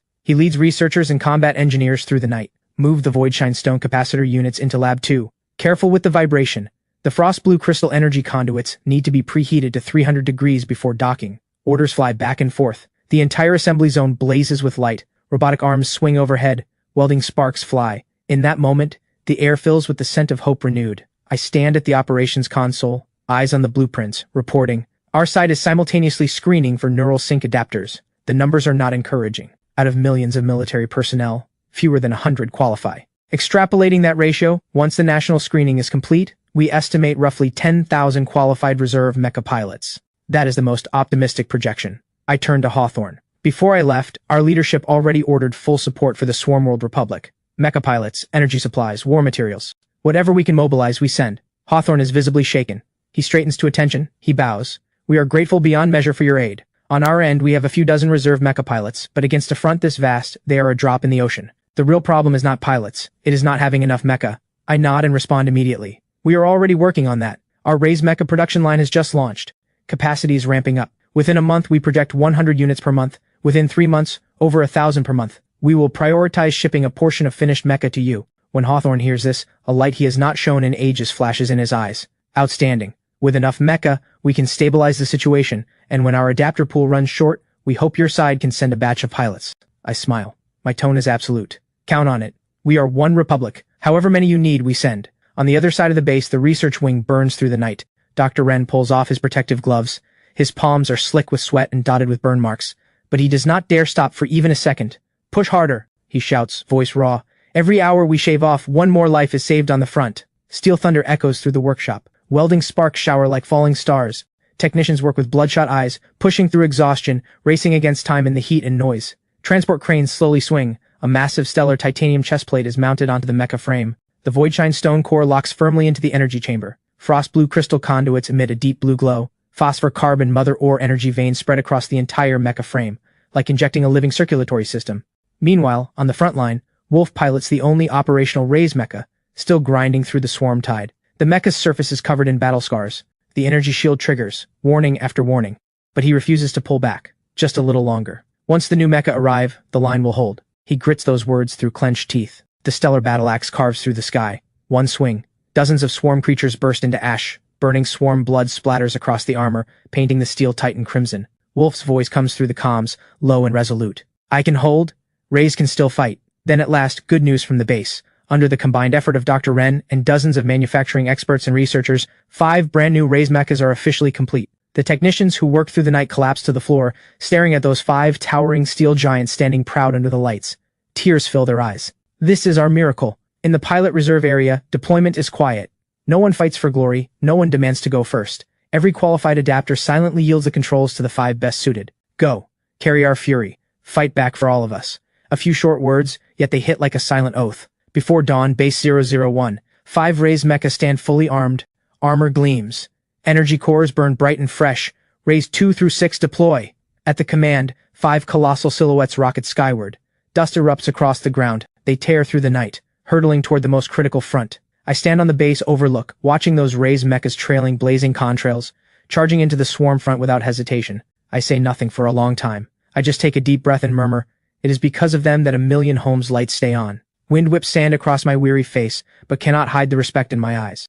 On the front line, the battlefield burns bright as day. Wolf's mecha stands alone amid the ruins. The steel frame is covered in scars.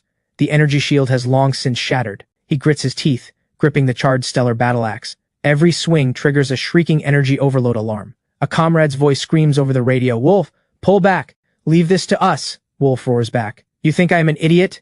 If I pull out, you are all sitting targets for the swarm. Another soldier, eyes red, watches the screen. The mecha's armor plates are webbed with cracks. Internal temperature climbing fast. Wolf, you really cannot keep going. Mecha pilots are too rare. The Republic needs you alive. A brief silence. Wolf tightens his grip on the control sticks. His fingertips tremble. He knows the words are true. Every qualified mecha pilot is a national treasure.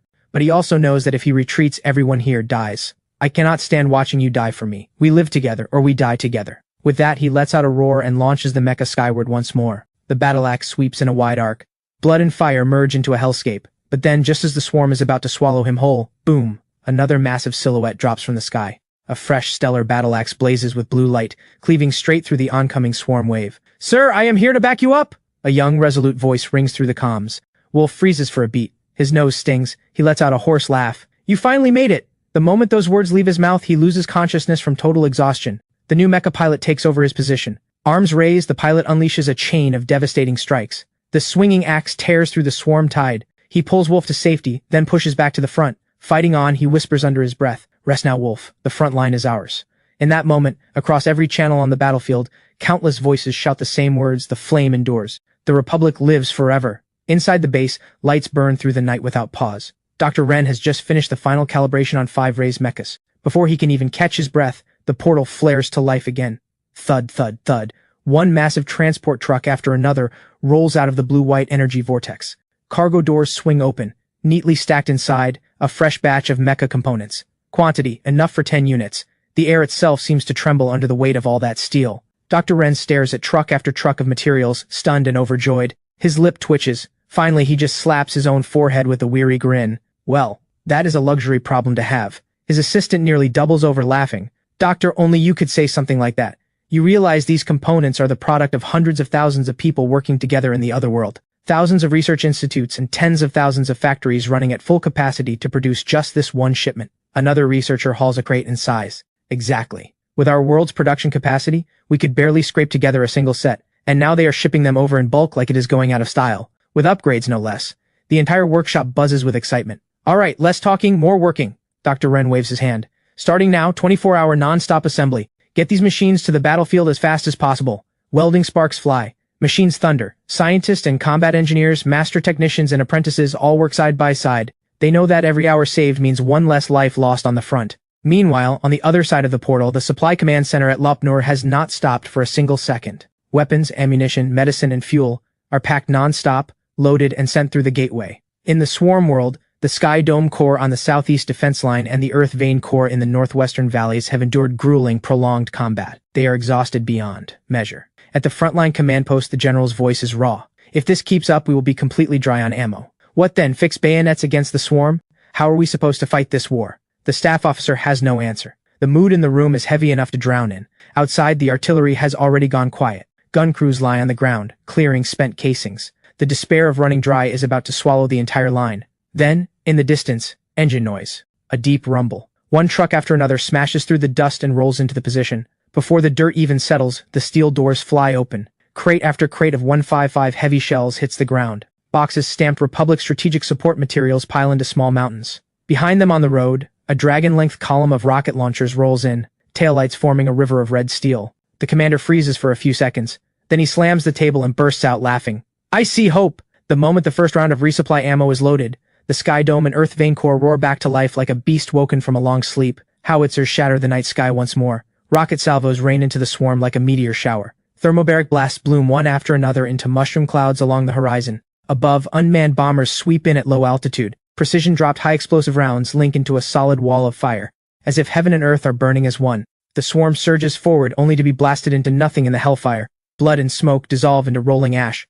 A soldier, face blackened by cordite, wipes the soot from his eyes and screams at the top of his lungs. We have ammo. All weapons, fire at will. The next second, the entire front erupts in unison. Artillery fills the sky. Mountains and rivers tremble. The ground roars. The air shakes. It is the united fury of two republics. The iron will of two worlds forged into a single echo. With fire and steel, across a land ravaged by the swarm, humanity reclaims the border of hope. Meanwhile, deep in the swarm world republic's heartland, hospitals blaze with light, yet the air is thick with anguish. Outside the operating rooms, stretchers roll in one after another, blood-soaked bandages, charred fragments of armor. Each one tells the story of the front line's brutality. The hospital director stands at the end of the corridor, looking at rows of makeshift beds crammed with wounded. His brow is twisted tight. These people are all heroes, but even heroes need someone to save them. And we are almost out of medicine. The chief surgeon hurries over. Urgency fills his voice. Director, hemostatic injections and antibiotics are nearly gone. At this rate, many critical patients will not make it through the night. Then requisition from other hospitals. Commandeer it if you have to. The surgeon shakes his head with a bitter smile. I have called several. They are all the same. No one has medicine to spare. The director slumps against the wall. He murmurs, Are even we, the medical staff, going to be trapped and die in this swarm disaster? The air goes still. Only the beeping of monitors breaks the silence. Then, from outside, the roar of truck engines. Hot tears roll down, thank God. They are saved. Our heroes are saved. The entire hospital erupts. Nurses sprint with medicine carts. Doctors find new strength. In the wards, soldiers who had been fading hear familiar voices again. On the charts, blood oxygen up 3 points. Do not be afraid, brother. We have medicine now. You are going to live. That night, the surgical lights never go dark. From the burning front lines to the depths of the hospitals, hope reignites. On the other side, Blue Star. Since the Portal Initiative launched, the Republic's pace has quietly accelerated. Massive deployments of troops in Mecca pour into the swarm world. In just half a month, the swarm is crushed into complete disarray. The swarm's hive capital even raises a white flag begging to surrender. But an alien species can never be trusted. The nation orders total eradication. 6 months later, the swarm has been wiped out. I am awarded an honorary doctorate in the other world. Back in the Republic, I receive the same honor. Countless people come to celebrate. But just days later, a new countdown appears before my eyes. I know immediately, the next journey is about to begin.